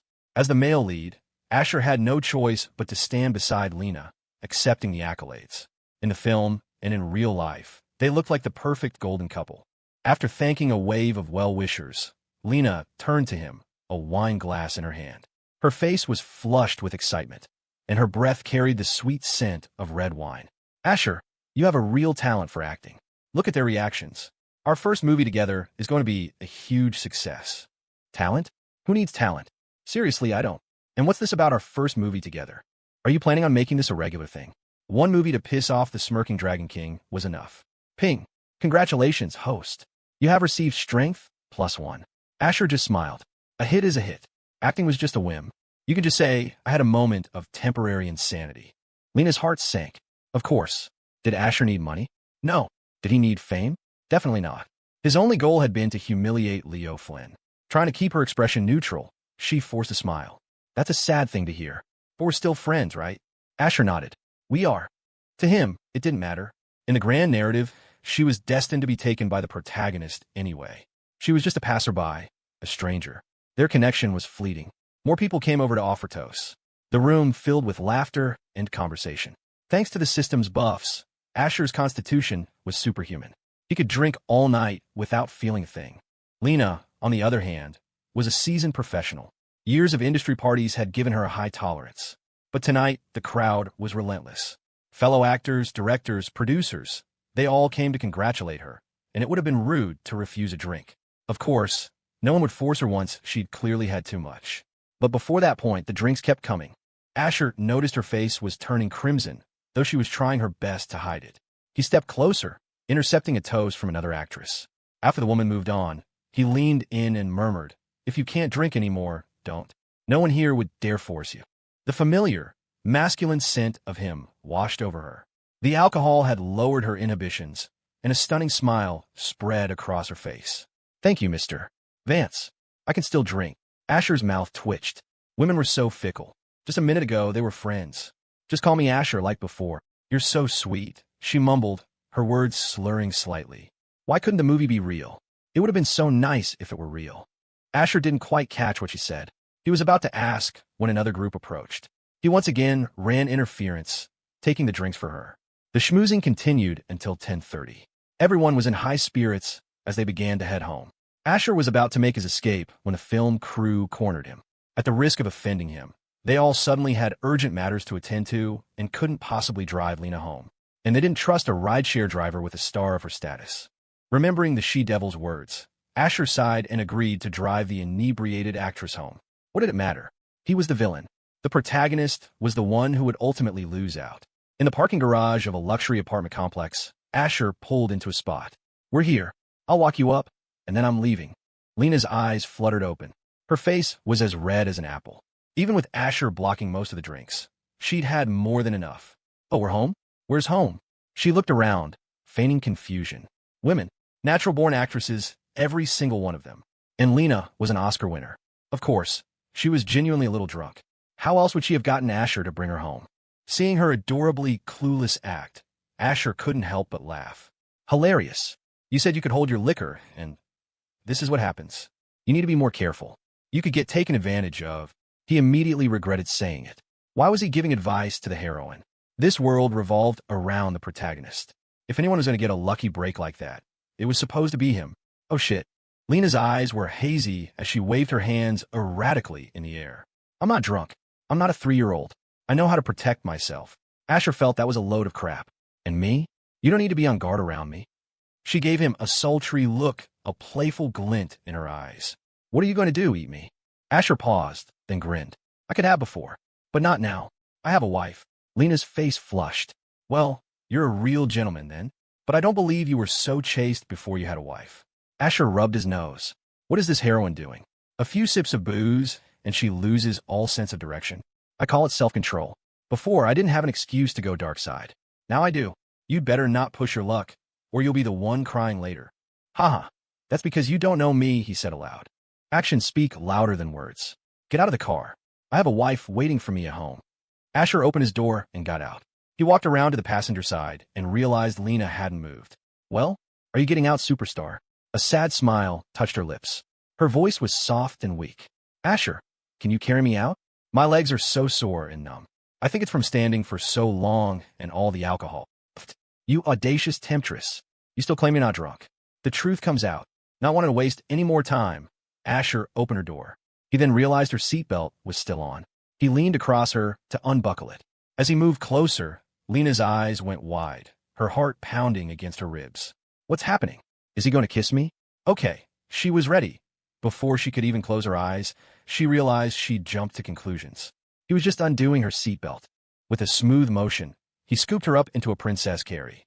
Thankfully, it was a high-end complex, and the garage was deserted at this hour. The residents were all prominent figures who valued their privacy. It was the perfect place for a secret rendezvous. Asher carried her to the elevator. In his arms, Lena grew restless. One delicate hand began tracing circles on his chest while the other arm wrapped around his neck. She blinked up at him, her eyes alluring. You don't have to go back tonight, you know, she whispered, her voice thick with intoxication. Stay here with me. I'll show you a different kind of scenery. Asher stopped in his tracks, stunned. Are all the heroines this forward now? Are you for real? Huh, you think I take the words of a drunk person seriously? He scoffed. All right, close your eyes and rest. I'll wake you when we get to your apartment. I'm not drunk, you know. Hee. You'd have to be a fool to believe anything a drunk person says. And whatever else he was, Asher was no fool. He carried Lena into the elevator. Which floor and apartment number? Kiss me, and I'll tell you, she said with a mischievous grin. Asher's eye twitched. He'd never heard a request like that in his life. Okay, I'm just kidding. You're no fun, she pouted. 19th floor, apartment 245. Seeing his strange expression, Lena dropped the playful act. Asher reached out a free hand and pressed the button for the 19th floor. A moment later, the elevator began its ascent. Lena was a pleasant weight in his arms, curvy, substantial, and warm like a heating pad. Having a beautiful woman shifting restlessly in his embrace was a test of his self-control, one he wasn't sure he could pass indefinitely. Can you please hold still? We're almost there. You can squirm all you want then. No, I don't want then. I want now, she murmured. Asher, do you think I'm pretty? You're all right. Average. Among the women I know. That's so mean. Am I not beautiful anymore? Beautiful, beautiful. You're the most beautiful woman in the world, Asher said dismissively, his eyes glued to the ascending floor numbers. If I'm the most beautiful, then why won't you kiss me? She asked, her drunken breath a sweet, wine-scented cloud. When he didn't respond, she began squirming like an octopus. Asher felt his patience fraying. You think you can do whatever you want just because you're a heroine? You just want a mini, not the main event. He gave in and leaned down, intending to give her a quick, chaste peck to shut her up. But the instant his lips touched hers, Lena bit back, taking control of the kiss before he had a chance to react. Asher was completely blindsided. Holy hell, how much did she drink? Is this really necessary? I'm pretty sure I drank most of the booze tonight, and you're the one who's this wasted. Unbelievable. She-devil, I can't explain. It's not what it looks like. I was forced into this. Your husband is a respectable man. Okay, it's been a minute. You can let go now, right? Ding. A crisp chime echoed through the elevator as the doors slid open. Asher and Lena both froze. This wasn't the 19th floor. Someone was getting on. The man waiting outside stopped dead, his jaw dropping. What the hell is this? Can't these kids wait until they get home? Are they that desperate? The man was speechless. God knows, he wished he were. Huh. Hey, man. Your girlfriend's a real looker, the man said, stepping inside and trying to break the awkward silence. Neither Asher nor Lena responded. They were a little busy. The presence of an audience seemed to have made Lena even more enthusiastic, clinging to him like saran wrap. Asher sighed internally. I have no choice but to play along with this performance. From the man's angle, he couldn't see their faces clearly. They were too tangled up. It wasn't an uncommon sight in this building, he supposed. He decided not to press his luck and stood quietly in the corner. Meanwhile, Asher was in agony. I have a wife. Why am I doing this? This will lead to nothing. What do you mean, have my babies? I have a wife. Any kid we have would be illegitimate. Do you know what that means? Ding. The short elevator ride felt like an eternity. When the doors finally opened on the 19th floor, Asher practically bolted out. Once they were a safe distance away, Lena finally let go. Are you insane? He hissed. You're so protective of your reputation. What if someone saw you? How would you survive in the industry? Lena just stared at him, licking her lips. I was drunk, wasn't I? She flashed him the classic, goofy smile of a drunk girl, making it impossible to stay angry. Hearing her excuse, Asher decided to drop it. This was a problem for the smirking Dragon King, not a villain like him. Hey Leo, you want this wife or not? If not, I'll gladly take her off your hands. The thought amused him. A moment later, he found her apartment and let them in. He unceremoniously dropped her onto the living room sofa. As expected of an A-list star, her place was luxurious and spacious.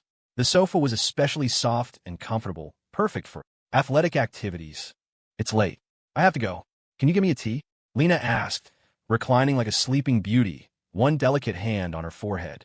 Asher eyed her for a moment. Fine. Wait here. As he walked away, a seductive smile spread across Lena's face. Your wife already gave me her blessing. Otherwise, I wouldn't be doing this. If you have a problem, take it up with your she-devil when you get home, she whispered to his back. Tonight, you're staying with me. Asher found the kitchen and its massive refrigerator, stocked with all kinds of food and drinks.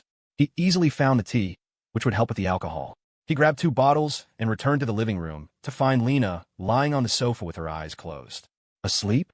I left your tea on the coffee table. Her lips twitched. Her long eyelashes fluttered, and she opened her eyes. Ah, Asher, can you open for me? I don't have any strength left. He twisted off the cap and set the bottle in front of her. Here, opening it is one thing, but I'm not feeding it to you. Strange. How did you know what I was thinking? Asher. An uneducated vixen wasn't scary. An educated one, however, was terrifying. Lena giggled and rolled her eyes. I'm just teasing you. Asher let it go and sat down on a nearby chair. He was really just here to drop her off and have a glass of water. That was it. He didn't want to form too many attachments in this world. The she-devil was a plot requirement he'd more or less fulfilled, even if it had been a bit forced. Gulp, gulp, gulp. Lena chugged half the bottle of tea and shook her head as if to clear it. She looked relaxed, but inside, her mind was racing, trying to figure out how to make him stay. Asher pulled out his phone and started scrolling, checking the time. Lena's anxiety spiked. She could hear his thoughts. She knew he was about to leave. She couldn't let him go. Not now.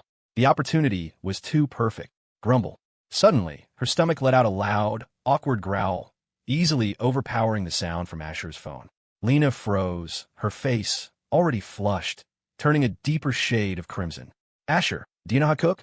No, he answered flatly. Cook? What's there to cook? Just eat some instant ramen. Do you really think I'm going to reveal my hidden identity as a god-tier master chef to you? Late-night snacks are bad for you.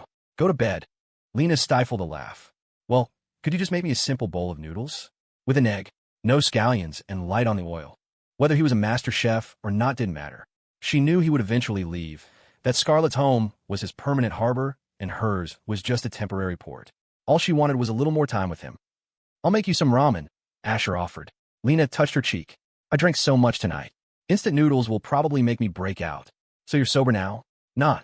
I mean, a little, she admitted, conveniently forgetting her antics in the elevator. Asher didn't bring it up either. Best to let sleeping dogs lie. Fine. Wait here. I'll make you some noodles. Yay. Thank you, Asher. Everything you need is in the kitchen. I have it fully stocked, she chirped, clapping her hands excitedly. I'm sure your noodles will be delicious. It was always good to offer a compliment first, regardless of the outcome. Asher paused. The phrase sounded familiar. Had he heard it somewhere before? He shook his head, dismissing the thought. If he couldn't remember it, it must not have been important. Besides, he was a little hungry himself. He'd eat and then head home. In the kitchen, he found everything he needed. Since he was in a hurry, he kept it simple. Some plain noodles would do. Huh, there's shrimp? And it's fresh? Well, might as well make some seafood noodles. What would have been a complex task for anyone else was child's play for him. In no time, the kitchen was filled with a savory aroma. Out in the living room, Lena had kicked off her heels, her perfectly manicured toes wiggling as she padded across the floor. She turned on the TV, a sense of déjà vu washing over her. It felt just like a scene from a movie, two people living a comfortable, domestic life. She savored the moment, knowing it was fleeting. Soon, the scent of the noodles drifted from the kitchen. Lena's nose twitched. Her stomach growled again, louder this time. She was genuinely hungry. No way. Is he actually a good cook? She tiptoed to the kitchen and peeked inside. Asher was standing over the stove, his focus entirely on the noodles.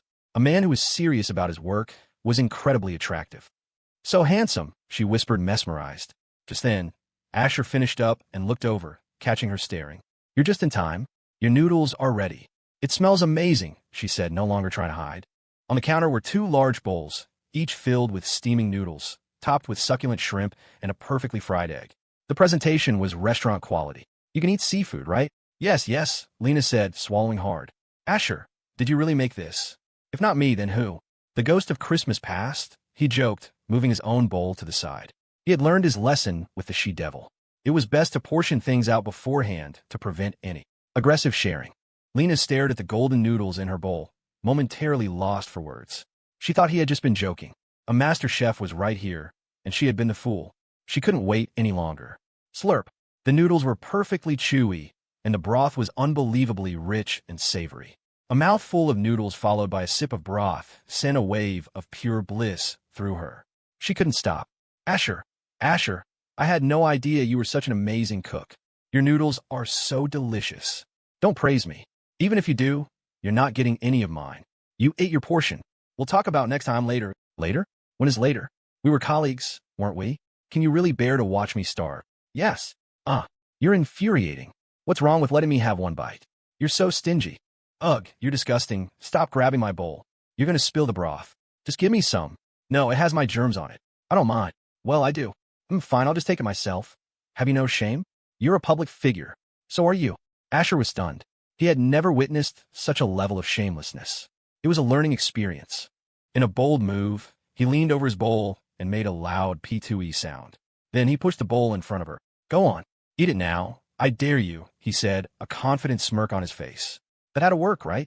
There was no way she would eat food he just spat in. The next moment, his jaw hit the floor. Lena snatched the bowl, shot him a triumphant eye roll, and went right back to slurping the noodles. What the hell? You think a little spit is going to stop me? Did you already forget what happened in the elevator? Asher sat there, chopsticks in hand, his expression a priceless mix of shock and awe. I give up. I am truly impressed. You've got guts, I'll give you that. A true heroine. After they finished eating, Asher announced his departure. This time, Lena didn't try to stop him. She walked him to the door, a playful glint in her eyes. Are you sure you don't want to spend the night? If it's inconvenient, I can have a word with your wife for you. Asher's mouth twitched. The world had truly gone mad. I never had any intention of staying here. I'm leaving. He waved goodbye and pressed the button for the elevator. The wait was agonizing as Lena continued her attempts at seduction. When the elevator finally arrived, he rushed inside as if escaping a fire. He might have appeared calm on the outside, but inside, he was in a full-blown panic. If he didn't already know Lena's character from the plot, he would have thought she was some kind of shameless harlot. As the elevator doors closed, Lena licked her lips. Well, I guess that's all for tonight. Back in her apartment, she picked up her phone and opened WhatsApp, finding a specific contact. A beautiful smile spread across her face as she began typing a message, then deleted it. After several attempts, she finally crafted a sentence. Lena and Scarlet, are you asleep? Before the wedding, Scarlet had talked a big game about being willing to share Asher. But who knew if her attitude had changed now that she was officially Mrs. Vance? Lena's heart pounded with anxiety. A moment later, a reply came through. Scarlet Joe, not yet. What's up, little sis? Lena started typing again, then deleted it. This was so hard to talk about. Sigh, how should I put this? Her face burned. Scarlet was a newlywed. This was supposed to be their honeymoon period. Her barging in felt incredibly inappropriate. Meanwhile, Scarlet was watching the Lena and his typing. Notification. After a while, with no message and no Asher in sight, a grin spread across her face. Scarlet Joe, Lena, my dear, since you call me sis, I'm officially adopting you. Asher's with you tonight, right? Tell him it's fine if he comes back tomorrow night. Scarlet Joe, and don't say I didn't warn you. Tell him to be gentle. There's no morning after pill for soreness, but there are painkillers. You might want to order some now, or have your agent do a late-night delivery. Lena stared at the messages, her eyes wide with shock. These were some R-rated words. It was an eye-opening experience. But one thing was clear, Scarlet hadn't changed her mind. A wave of excitement washed over her. Lena and Scarlet, I'm so happy to hear you say that. But Asher already went home. Scarlet Joe? Scarlet Joe, what the hell? He came back. Why didn't you keep him there? Scarlet Joe, he was perfectly fine over there. Why did he have to come back? Scarlet Joe, Lena, honey, I told him last night he could stay at your place. How could you not seal the deal? Scarlet Joe, what a waste of my good intentions. Lena read the messages, her mind reeling. Her mouth formed a perfect O. Holy shit. She breathed, the curse slipping out unconsciously. It wasn't that she lacked composure. It was that Scarlet was just too good a sister. She was the real deal. Her heart pounded in her chest. She sent back a cute, blushing emoji. Lena and, well, I'm relieved you feel that way. Scarlet Joe, you were worried I'd go back on my word? Please, I always keep my promises. After you've had your fun, you can tell the other girls. I'm not that petty. Lena and, Scarlet, you're a queen. Scarlet Joe, hey, Asher's back. Photo attachment. Lena and, okay, I won't bother you then. Good night, sis-in-law. Scarlet Joe, sleep? Sleep is for the weak. Stay and chat with me. Lena couldn't help but laugh. Any other woman would kill for this opportunity, and Scarlet wanted to chat? If it were her, she would be putting that time to much better use. Back at the Vance estate, Asher came home to find the house empty except for his room. He walked in to see Scarlet lying on the bed in a black lace nightgown, engrossed in her phone. You're back? She asked casually, not looking up. Asher rubbed his nose. I'm back. Going to take a shower. I already put your pajamas in the bathroom for you. Thanks. Asher thought to himself that the she-devil really was a model wife. But a sense of guilt gnawed at him. Out there, it was one thing. But facing her now, he felt like a cheater, even though Lena had been the aggressor. He was the passive party. It wasn't his fault, right? He didn't say anything, and Scarlet didn't ask. But on her phone, Lena had already confessed everything, partly to test Scarlet's generosity, and partly to give her a heads up about Asher's inner monologue. As Scarlet read the details, her brow furrowed. Okay, she was a little jealous. To say she wasn't would be lying to herself. On one hand, she typed to Lena, no problem, you did great, please continue next time. On the other hand, she pouted. So you went out for a little snack, did you? No wonder you look so guilty. Tonight, I'm going to have to teach you a lesson. Later that night, Scarlet regretted everything. Her jealousy was completely gone, replaced by a desperate plea for reinforcements. The mid lane was getting pushed hard and was in dire need of support from the top and bottom lanes. Otherwise, the tower was going to fall. The sun was high in the sky the next morning before Asher Vance decided he couldn't stay wrapped in the warm embrace of his bed any longer. He needed to work. A man who doesn't work can't survive. He had to go to the office. He needed to, okay, fine. He was just bored out of his mind. He decided to head to the office first, then look for opportunities to subtly help Cassie Lee and Anya Kuznetsov to let them throw a wrench in the works. Anything to speed up Leo Flynn's grand plan to devour Vance Corporation. He arrived at Vance Tower, settled into the plush leather of his CEO chair, and had barely been there for 5 minutes when a soft knock sounded at the door. "Mr. Vance, you're back." The voice was sweet, almost girlish. Asher smiled. "Come in." The door opened, and Jasmine Jiang, his secretary, walked in, a bright smile on her face. She wore a wine-red professional dress that hugged every curve, her long, shapely legs wrapped in sheer stockings, her heels clicking softly on the polished floor. She was the perfect combination of competent and distracting. "You look well," Asher said, leaning back with a playful grin. "How much did you miss me?" A blush crept up Jasmine's cheeks. "So much," she whispered, her painted lips parting slightly. "My heart started beating faster just now. Do you want to hear it?" "Sure. How would I do that?" Asher was intrigued. Teasing his secretary was a welcome distraction. Perhaps it was Asher's heightened charisma, but Jasmine suddenly grew bold. She walked over to his desk, leaned in close, and then, before Asher could process what was happening, she wrapped her arms around him, pulling him into a firm embrace. Asher's mind went blank. A wave of expensive perfume filled his senses, followed by an overwhelming, impossibly soft warmth. This damnable, unspeakable sweetness. Jasmine's face was now a deep crimson, her heart pounding against his chest like a drum. After what felt like an eternity, but was probably only a minute, she seemed to realize the impropriety of her actions and pulled away. Seeing Asher's dumbfounded expression, she waved her hands frantically, stammering, I'm so sorry, Mr. Vance. I was just so happy to see you, I couldn't help myself. They say giving roses leaves a fragrance on the hand. I guess giving someone a face full of assets leaves a fragrance on the face." Asher just laughed it off. "It's fine, I understand. It's been a while." "Oh, thank you for understanding, Mr. Vance." "So," Asher asked, trying to sound casual while his heart hammered with anticipation, "did anything major happen at the company while I was away?" "Come on, give me the bad news." "The company is failing. The boss ran off with his sister-in-law." "Anything major?" Jasmine's eyes widened. "Oh, yes." Asher's hands clenched into fists under the desk. "Finally, tell me." "Well, you know how Ms. Joe bought all those crude oil futures a while back. The company's market value has skyrocketed again. She's amazing," Jasmine said, her voice full of admiration, little stars practically sparkling in her eyes. It was clear she'd joined the Scarlet Joe fan club. Asher's expression froze. "Seriously? That's her big news?" "I set the whole thing up." Jasmine continued to rattle off a list of the company's recent achievements. In short, instead of being weakened, Vance Corporation had received a massive power-up.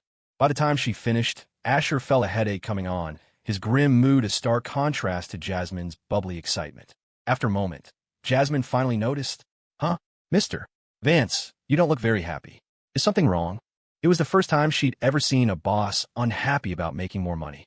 Asher forced a smile. "No, I'm just a little tired lately." Jasmine's eyes blinked. "Tired?" Then, her expression shifted to one of instant understanding. Of course, he's tired. With his looks and that explosive physique. Just thinking about it made her cheeks burn. The promotional clips for his movie with Lena had been all over the internet for days.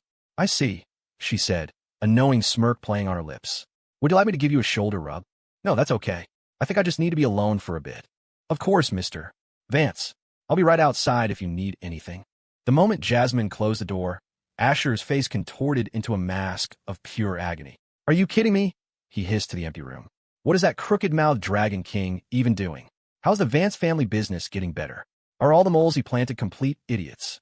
He let out a frustrated groan. Had Leo Flynn run out of competent people? Were they all useless? He took a deep breath. Okay, not all of them. Anya, the Dragon Queen, at least knew how to use the honey trap to wear a man down. As for Cassie Lee, he hadn't heard a peep from her. She was probably planning something big. Asher repeated that to himself like a mantra, trying to calm down.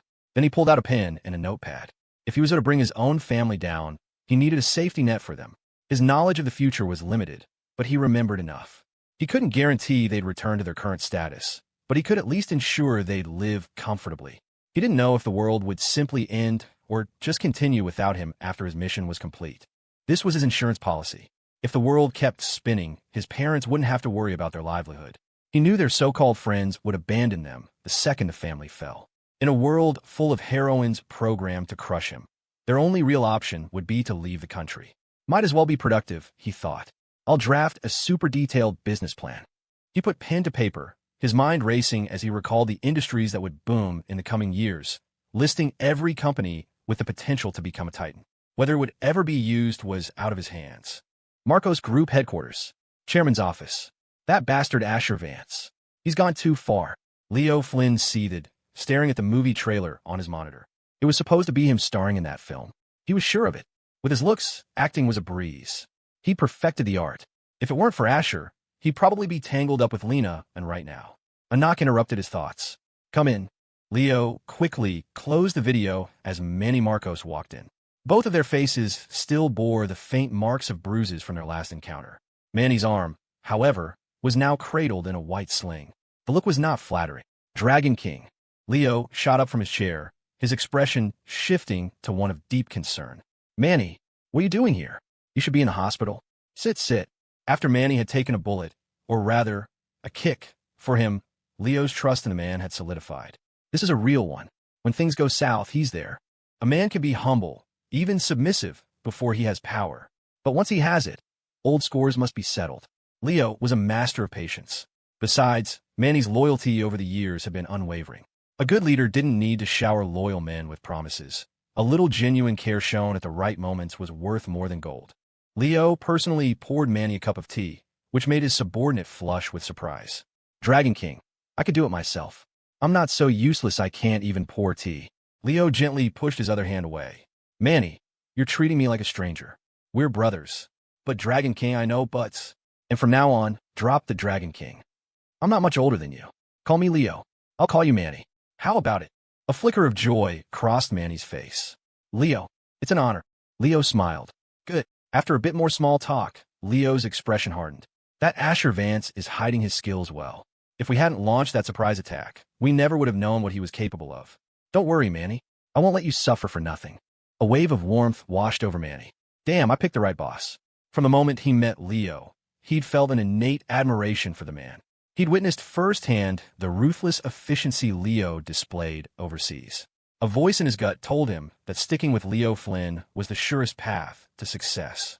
Leo, once I'm healed, I'll go back and finish the job. Leo shook his head. No need. Manny blinked. I thought you were going to get revenge for me? Leo's next words cleared his confusion. Has Nightmare returned to the States? Manny thought for a moment. Yes, he's been back for a little while now. Leo stood. Then let's go pay him a visit. Leo, why not have him come to you? Going to him shows respect. Besides, you know how he is.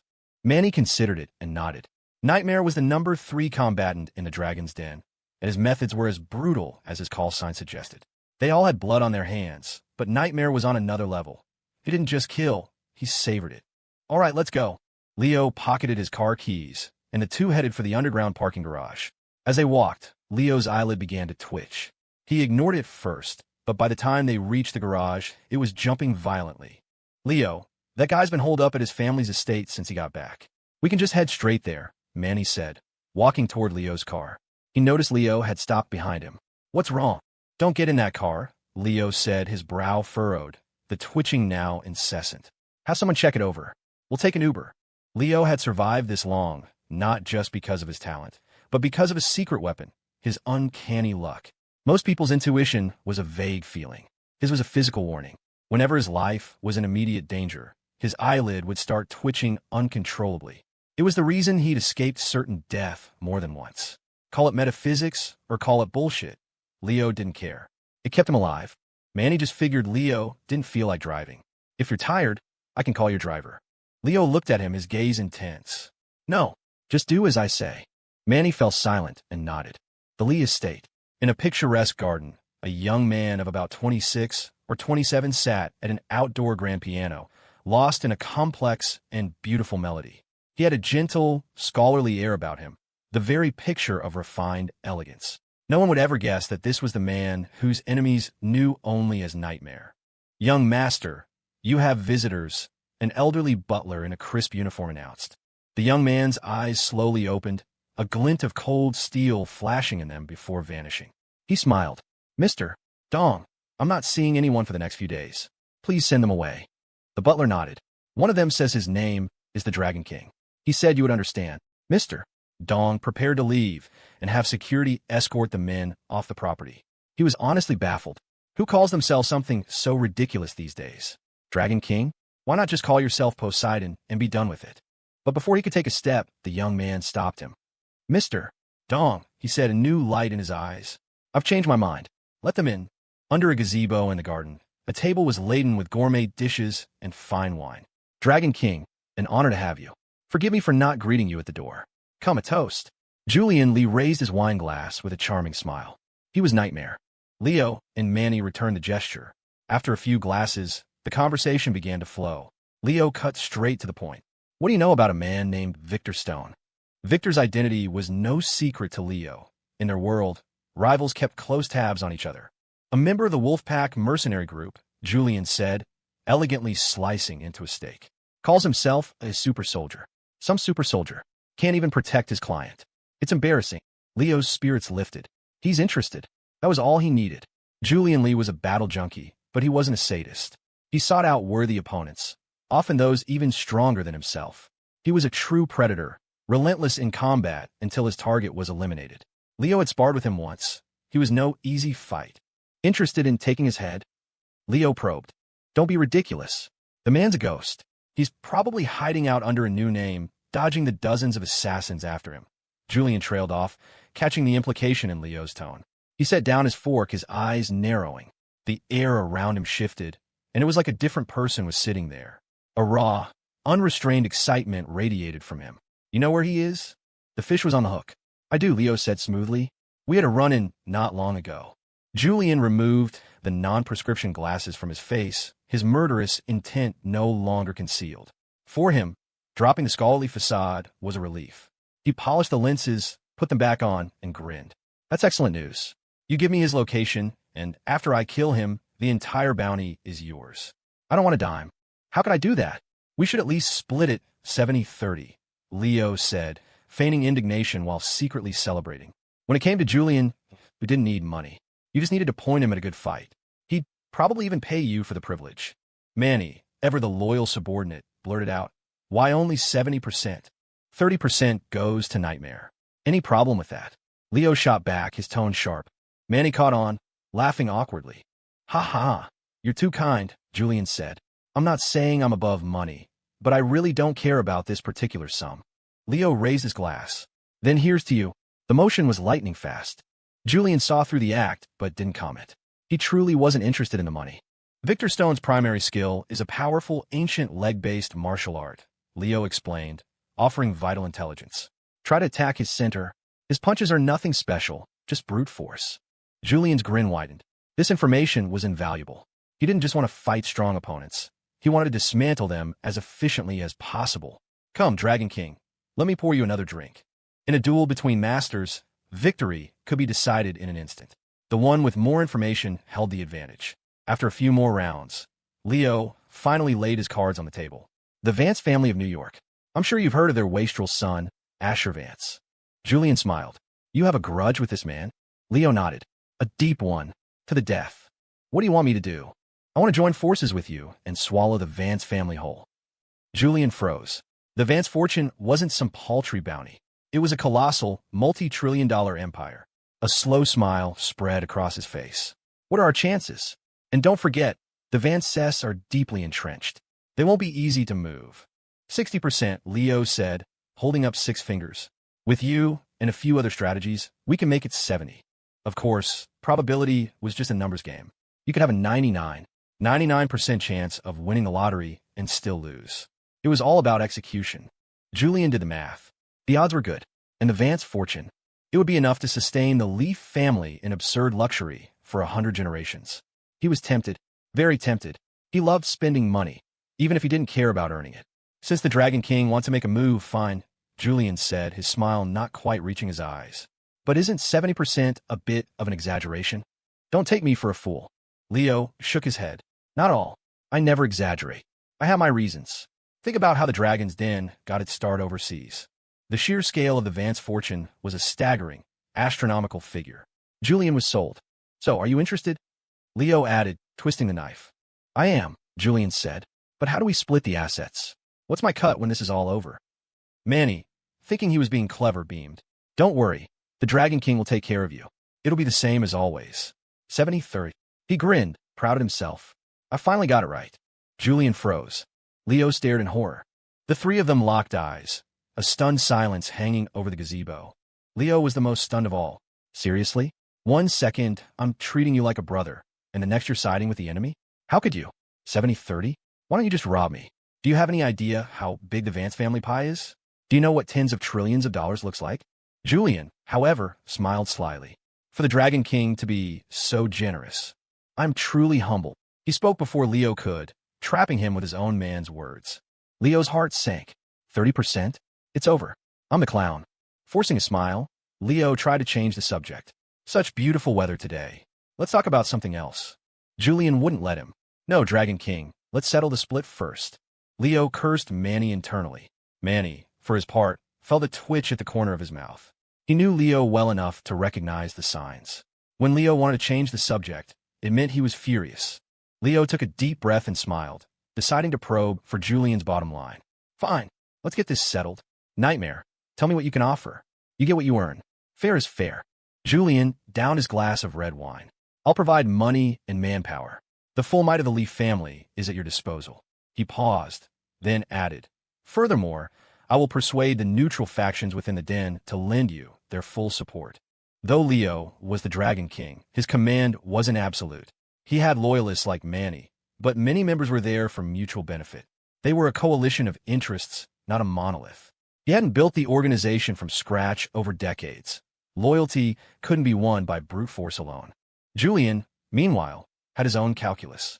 Leo could command Anya and had already planted moles inside the Vance organization. He was the one who had laid the groundwork. If Leo was willing to share a piece of the pie, great. If not, Julian could wait. If Leo was strong enough to take down the Vances alone, he deserved the spoils. If he failed, or if both sides crippled each other, Julian could step in and clean up. Leo knew exactly what Julian was thinking. But Julian didn't know what Leo knew. Anya had already betrayed him. That was Leo's trump card. For the first time in his life, the battle-hungry Julian, Leaf felt the pressure. It was simply too much money. If it were a few billion, he'd treat it as a game. But this was life-changing. It wasn't about the money itself. It was about the principle. Why work your ass off and bow to someone else for a pittance when you could be the one in charge? Ha ha ha, good. Leo's laughter boomed, and he agreed without a moment's hesitation. What do you need most right now? Manpower. And here's a guy who could deliver it in spades. Seeing Leo laugh, the tension on Julian's face finally broke, and he laughed as well. He had been worried Leo would refuse. That fear was now gone. Manny, seeing his boss happy, also chuckled along, the three of them sharing a moment of seeming camaraderie. Seizing the opportunity, Manny chimed in, let's get this settled then. We'll draw up a contract, 70-30 split. With trillions on the line, a verbal agreement wasn't enough. They needed lawyers. Leo shot Manny a death glare. Manny froze. Julian's smile stiffened. What the hell? This guy has a rebellious streak, doesn't he?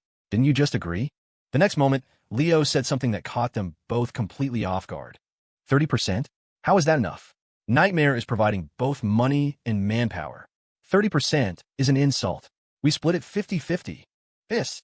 Julian sucked in a sharp breath. What has gotten into Leo today? He wondered. Voluntarily giving up profits? This skinflint is usually tighter than a clam. But he wasn't going to question it. Once it was in writing, it was binding. If Leo tried to back out, he'd burn the world down to get his share. These thoughts flashed through his mind in an instant. Julian reacted quickly, cupping his hands in a gesture of respect. Brother, you are my true brother. From now on, say the word, and I will walk through fire for you. No one could resist the temptation of tens of trillions of dollars. Julian had never been motivated by money before, but that was only because no one had ever offered him enough. Leo's voice was thick with emotion. It feels wrong to always call you Nightmare. From now on, I'll call you Julian. No problem, and I will take the liberty of calling you Leo. Big brother Leo. Julian replied, his hands still clasped. Only an idiot turns down free money. Leo patted his own thigh. Julian, I have to be honest with you. This leg, it's broken. With a dramatic flourish, he lifted his leg and slammed it onto the dining table. Julian played along. Oh, how did it happen? That bastard Asher Vance did it. The nerve. That man is a menace to society. Big brother Leo, allow me to fix this leg for you. Brother. The scene was so overly dramatic, it was almost comical. To an outsider, they would seem like the closest of friends. Manny just stood on the sidelines, the corner of his mouth twitching, a sour feeling brewing in his stomach. He'd only just been granted the title of brother, and already he was being replaced. Out with the old, in with the new. The three men raised their glasses and drank again. Leo's strategy was simple. In the current situation, he couldn't win alone. This was a classic case of borrowing a knife to kill a man. The money wasn't in his hands yet. Everything else was just talk. Julian poured himself another glass, then one for Leo. He noticed Manny's glass was still 2/5 full and instinctively moved to top it off. When a man is in a good mood, the world seems beautiful. Before, you couldn't have paid Julian to pour someone else a drink. But Manny pulled his glass back, waving a hand dismissively. Still got some. Julian paused, then laughed awkwardly. All right, more for me then. With the floodgates open, Leo aimed his next attack at Asher. Julian, there's something you're not going to believe. What is it? Tell me, Julian said, setting down his glass. Leo's voice was heavy with meaning. Do you know why Manny and I look like this? Julian glanced at them. The swelling hadn't gone down. Manny, in particular, looked rough. He shook his head. No, Asher Vance did it all. Julian was confused. He sent people to beat you up? Yes. And no. Julian frowned. Leo didn't hold back. One reason was Victor Stone. The other was Asher Vance himself, that sneaky bastard. At the mention of Victor, Julian's eyes lit up with a feverish glow. But what truly shocked him was the idea that the notoriously unyielding Victor Stone had bent the knee to a corporate giant like Asher Vance. It finally explained how Leo knew his location. As he flexed his fists in anticipation, Julian asked, that can't be right. Even with Victor, it was 2 against 2. You should have been able to handle him. Manny interjected. Leo said it was Asher, too. Asher? He's just a rich playboy. What's he going to do? Throw money at you? You're right about one thing, Leo said, a vicious glint in his eye. He threw his fists. The man is a master of some ancient martial art. His skill level is high, maybe even top tier, and his proficiency is at least on par with mine. I suspect he's mastered 2 different disciplines, both at an advanced level. Julian's expression was a sight to behold. To even learn one ancient martial art was to be one in a million. To reach an advanced or master level was to be at the absolute pinnacle. Julian was one of those lucky few. His own style was one that grew more ferocious with every injury. The classic berserker fighting method. It had its drawbacks. If his final desperate attack failed, he had to flee, as it would leave him in his weakest state, needing days or even a week to recover. But the United States was a greenhouse for the wealthy. Asher Vance was the son of a corporate titan. He had more money than he could ever spend. Why would he waste time on something so grueling? Julian didn't believe a word of it. Ha ha ha. Julian, I knew you wouldn't believe it, Leo said with a smirk. Some things you just have to experience for yourself. Julian just smiled back. Come, big brother Leo, drink up. We're just trying to warn you, Manny grumbled, annoyed at Julian's skepticism. Julian's interest was piqued. Was this some kind of team effort to psych him out? All right, then tell me, what's so special about Asher's martial art? Manny didn't hesitate. One is a defensive technique. No matter how hard we hit him, he didn't seem to feel any pain. The other is a striking art. Every time he throws a punch, it makes a sound like a firecracker going off. Julian froze. He can hit, and he can take a hit? A human fighter jet? It sounded too exaggerated. A fighting style that created audible cracks in the air. Julian wrinkled his brow, searching his memory. After a moment, he found it. The martial art you're describing. It could be the long-lost fist of 8 extremes. I once heard my master mention that at the highest level, it produces an explosive sound with every strike. A sound is hard to buy for 1,000 gold, he used to say. Leo and Manny were stunned that Julian recognized it. Julian, in turn, looked at them like they were idiots. He hadn't told them the second half of the story. The true fist of 8 extremes was notoriously difficult to master. Even his own master had joked that he was glad to not live in an era where practitioners of that art were common, where he'd have to walk around with his tail between his legs. Of course, the harder something was to learn, the greater the reward. It was an art that required decades of dedication. Julian still refused to believe that Asher Vance, of all people, could be a master of the legendary fist of 8 extremes. After that, Leo and Manny dropped the subject. They moved on to Victor Stone and the details of their contract. Let Julian be stubborn. A man who hasn't been brutally beaten by reality will never learn. Let him go test Asher's fist for himself. Once he was picking his teeth up off the floor, he believed them. When it came to the contract, neither man was willing to be careless. They immediately summoned the best lawyers, drafting, deleting, and redrafting clauses for hours. It was a good thing the lawyers hadn't witnessed the earlier display of brotherly love between Leo and Julian. They would have coughed up blood. This is what you call brotherhood? Even the most complex corporate mergers weren't this meticulously detailed. Damn it, who would be so vicious? Who want me dead this badly? Leo Flynn roared, his eyes filled with fury. The car he'd sent for inspection had a problem, all right. A bomb. If he hadn't trusted his gut, he'd be a smear on the pavement. Thankfully, it had been found before it detonated. After venting, Leo calmed himself and spoke into his phone. Check the security footage from the entire past week. I want to know who has the balls to come after me. He was about to hang up when a thought struck him. Wait, your orders, Dragon King. Have the rest of the cars checked too. Yes, sir. Leo ended the call and let out a long breath. Better safe than sorry. He'd been on both ends of enough ambushes to know you never left a single stone unturned. Who wants me dead? A few names immediately came to mind. Asher Vance and his lapdog Victor Stone were at the top of the list. Then there was Anya Kuznetsov, the traitorous nemesis, who had vanished without a trace. They were the most likely culprits. There were others, but he needed proof. An hour later, his phone rang again. What do you mean you can't find anything? He bellowed. You checked every camera and found nothing? Use your brain. If the security system is wiped, check the dash cams. Check every dash cam from every car in that garage. I refuse to believe there's no trace. When the Dragon King raged, bodies fell. The man on the other end of the line broke into a cold sweat and scrambled to follow orders. Despite his fury, Leo felt a knot of anxiety tightening in his stomach. The parking garage was massive. A few offline cameras could be a coincidence. But to have the entire system wiped so cleanly. Whoever was after him was a professional. The unknown was always the most terrifying. After another agonizing wait, the phone rang once more. Leo's brow, which had been furrowed, relaxed slightly. But as he listened to the report, it tightened again, twisting into a knot of pure rage. You're all useless, he screamed before slamming the phone down. Every last one of you is a useless waste of space. The corner of his mouth twitched uncontrollably. The person trying to kill him had spared no expense. The rest of his vehicles were also rigged with explosives. They weren't just trying to kill him.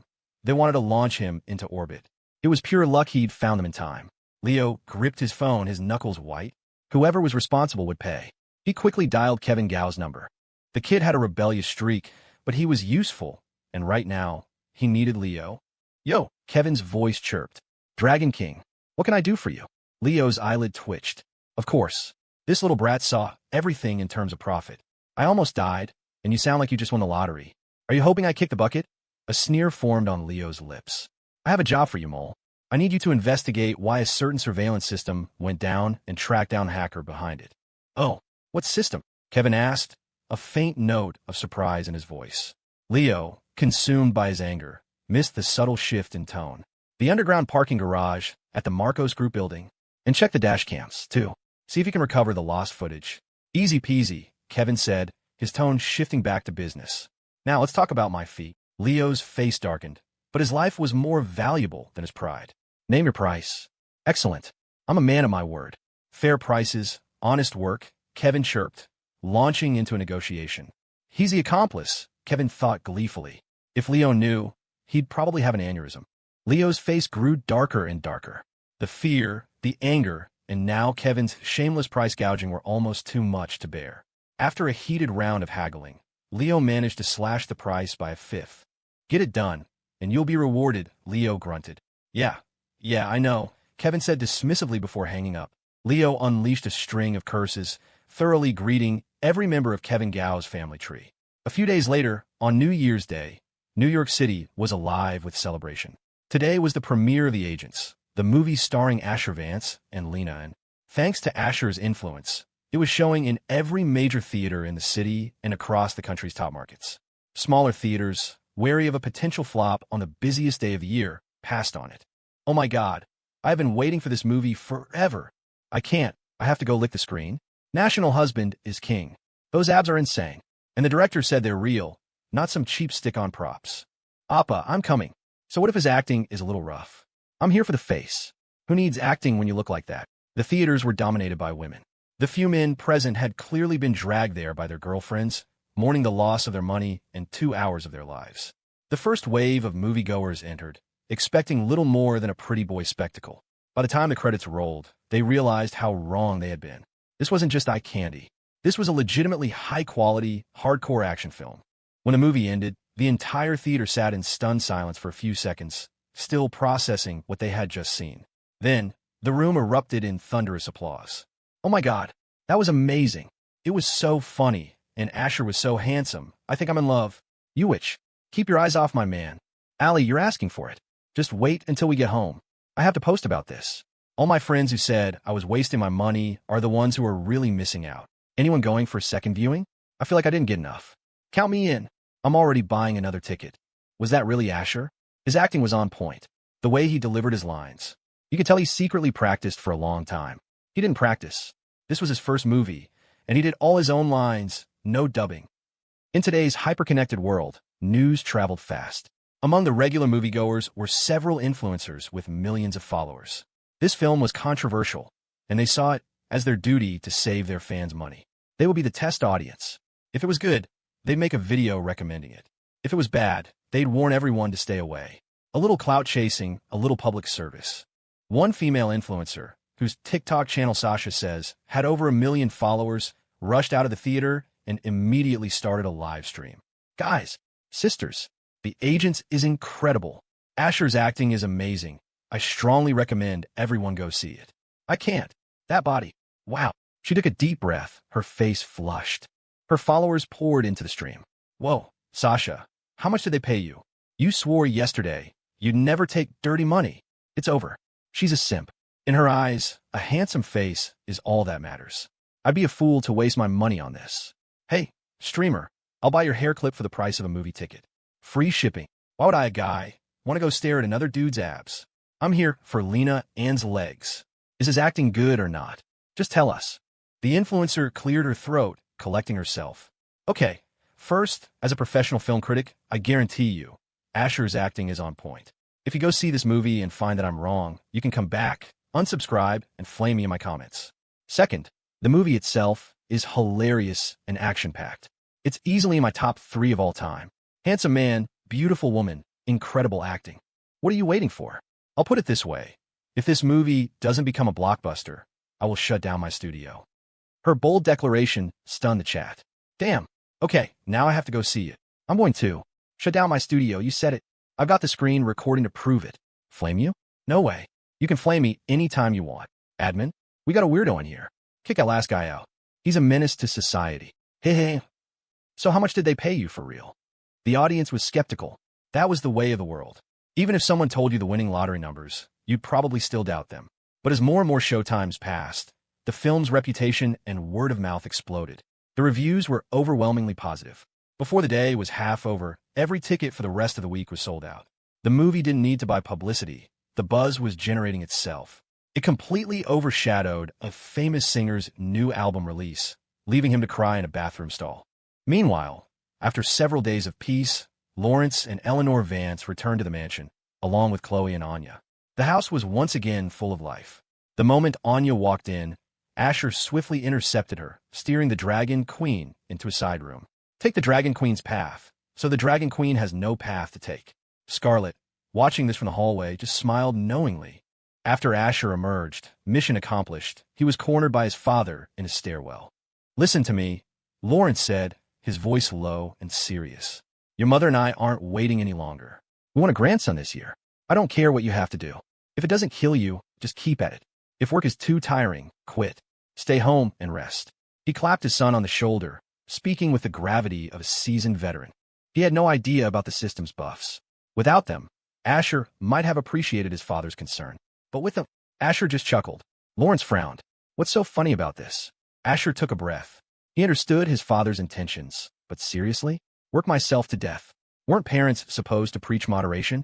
Youth is wasted on the young, and all that? His father was taking the complete opposite approach.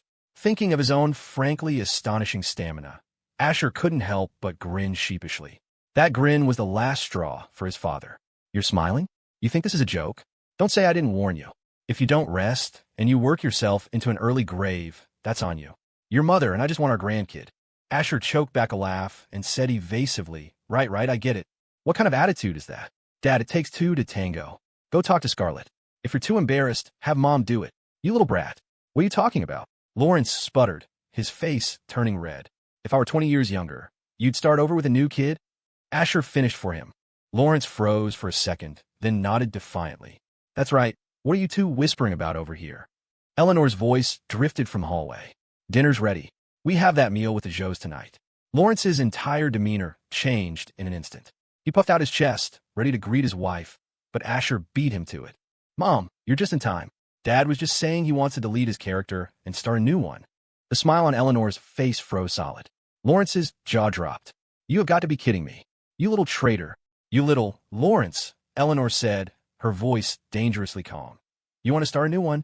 A smile spread across her face, but it was so cold it made Lawrence shiver. His voice trembled. No, I didn't, Eleanor, you know me. The boy is joking. I'll have him explain. He turned to where Asher had been standing, but he was gone. Not even a shadow remained.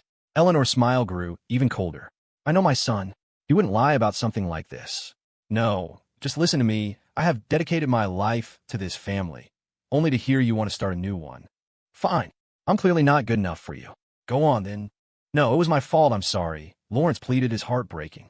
Words could be crueler than any weapon. He instinctively reached for the thick leather belt at his waist. That ungrateful, treacherous son of mine. Eleanor noticed the movement. What's this?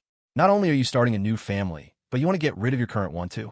Lawrence shook his head so fast, it was a blur. No, I would never. You got it all wrong. After a great deal of begging and pleading, Lawrence finally managed to soothe his wife's anger. It was all Asher's fault. That kid had made a habit of throwing his father under the bus, and now it had become an art form. After lunch, Asher took his she-devil, Scarlet, out for some shopping. His parents had their own plans. That left Khloe and Anya at the mansion. Anna, Khloe began, using the more familiar name. Do you know a man named Julian Lee? Who's that? Anya asked, blinking her large, innocent eyes. Khloe sighed. He's the number 3 combatant in the Dragon's Den. Codename Nightmare. Anya's expression sharpened. I know him. What about him? It's not us who have business with him. It's him who will have business with us. He's going to become Leo's primary weapon against Asher. When? Anya asked, her tone flat, laced with killing intent. I'm not sure. Soon. Raina just called. Leo found all the bombs you planted. Anya drew a uniquely shaped, razor-sharp dagger, murmuring to herself, I never expected that to kill him anyway. Anna, you're not planning to go after him alone, are you? Don't. We have the upper hand right now. With you and Victor Stone here, my brother is safe. Besides, he has his own skills. If we just lay low, Leo can't touch us. Anya shook her head. Some things have to be done. Then we need to find the right opportunity, Khloe insisted. Anya thought for a moment. Zara Thorne's grandfather has connections to Leo, doesn't he? Have Zara set up a little party for him. A trap. Khloe's eyes lit up. Anna, you're a genius. Why didn't I think of that? Hold on. I'll call Zara right now. A few moments later, Khloe had explained the plan. Kill Leo, and Asher might die. Don't kill Leo, and Asher would definitely die. Zara didn't hesitate. She agreed immediately and told them to come to the Thorne estate as soon as possible. Isn't today too short notice? Khloe asked. That's the point. It's supposed to be rushed. Go tell the others. I have to prepare. The line went dead. Zara stared at her phone, whispering, You saved me once. Now it's my turn to save you. She walked toward the main courtyard where her grandfather, Marcus Thorne, was drinking with several other old men. He was in high spirits when he saw his beautiful granddaughter, dressed in a striking red dress, approach. Before he could speak, Zara said, Grandfather, call Leo Flynn. Tell him to come for dinner tonight. The other old men, a mix of underworld bosses and powerful businessmen, froze. Marcus, what is this? We've all been trying to set you up with our grandsons. Who the hell is Leo Flynn? Marcus, however, leaped to his feet, his usual stoic image forgotten. Excellent. Excellent. I'm so glad to hear you say that. Just one condition, Zara said. Don't tell him it was my idea. Say it was yours. Marcus paused. Is my granddaughter shy? He thought. A young woman inviting a man home to meet the family. Of course she's shy. Grandfather, do you agree or not? Zara pressed, her brow furrowing. He stroked his beard, his face wreathed in smiles. I agree. Of course I agree. This is about your future. How could I not? Zara nodded, then turned and walked away, the click-clack of her heels echoing on the stone. The moment she was gone, the table of old men erupted in protest. "Marcus, you owe us an explanation. You seem perfectly happy with my grandson." "This isn't right, Marcus. You're breaking our hearts." "That's right. A little courtesy goes a long way. Who is this Leo Flynn? I've never heard of a powerful Flynn family in New York. Is he from D.C.?" Marcus Thorne was the oldest of the group and the head of the most powerful family. They were all childhood friends, old enough to have one foot in the grave, so they didn't stand on ceremony. Their primary concern now was securing a future for their descendants.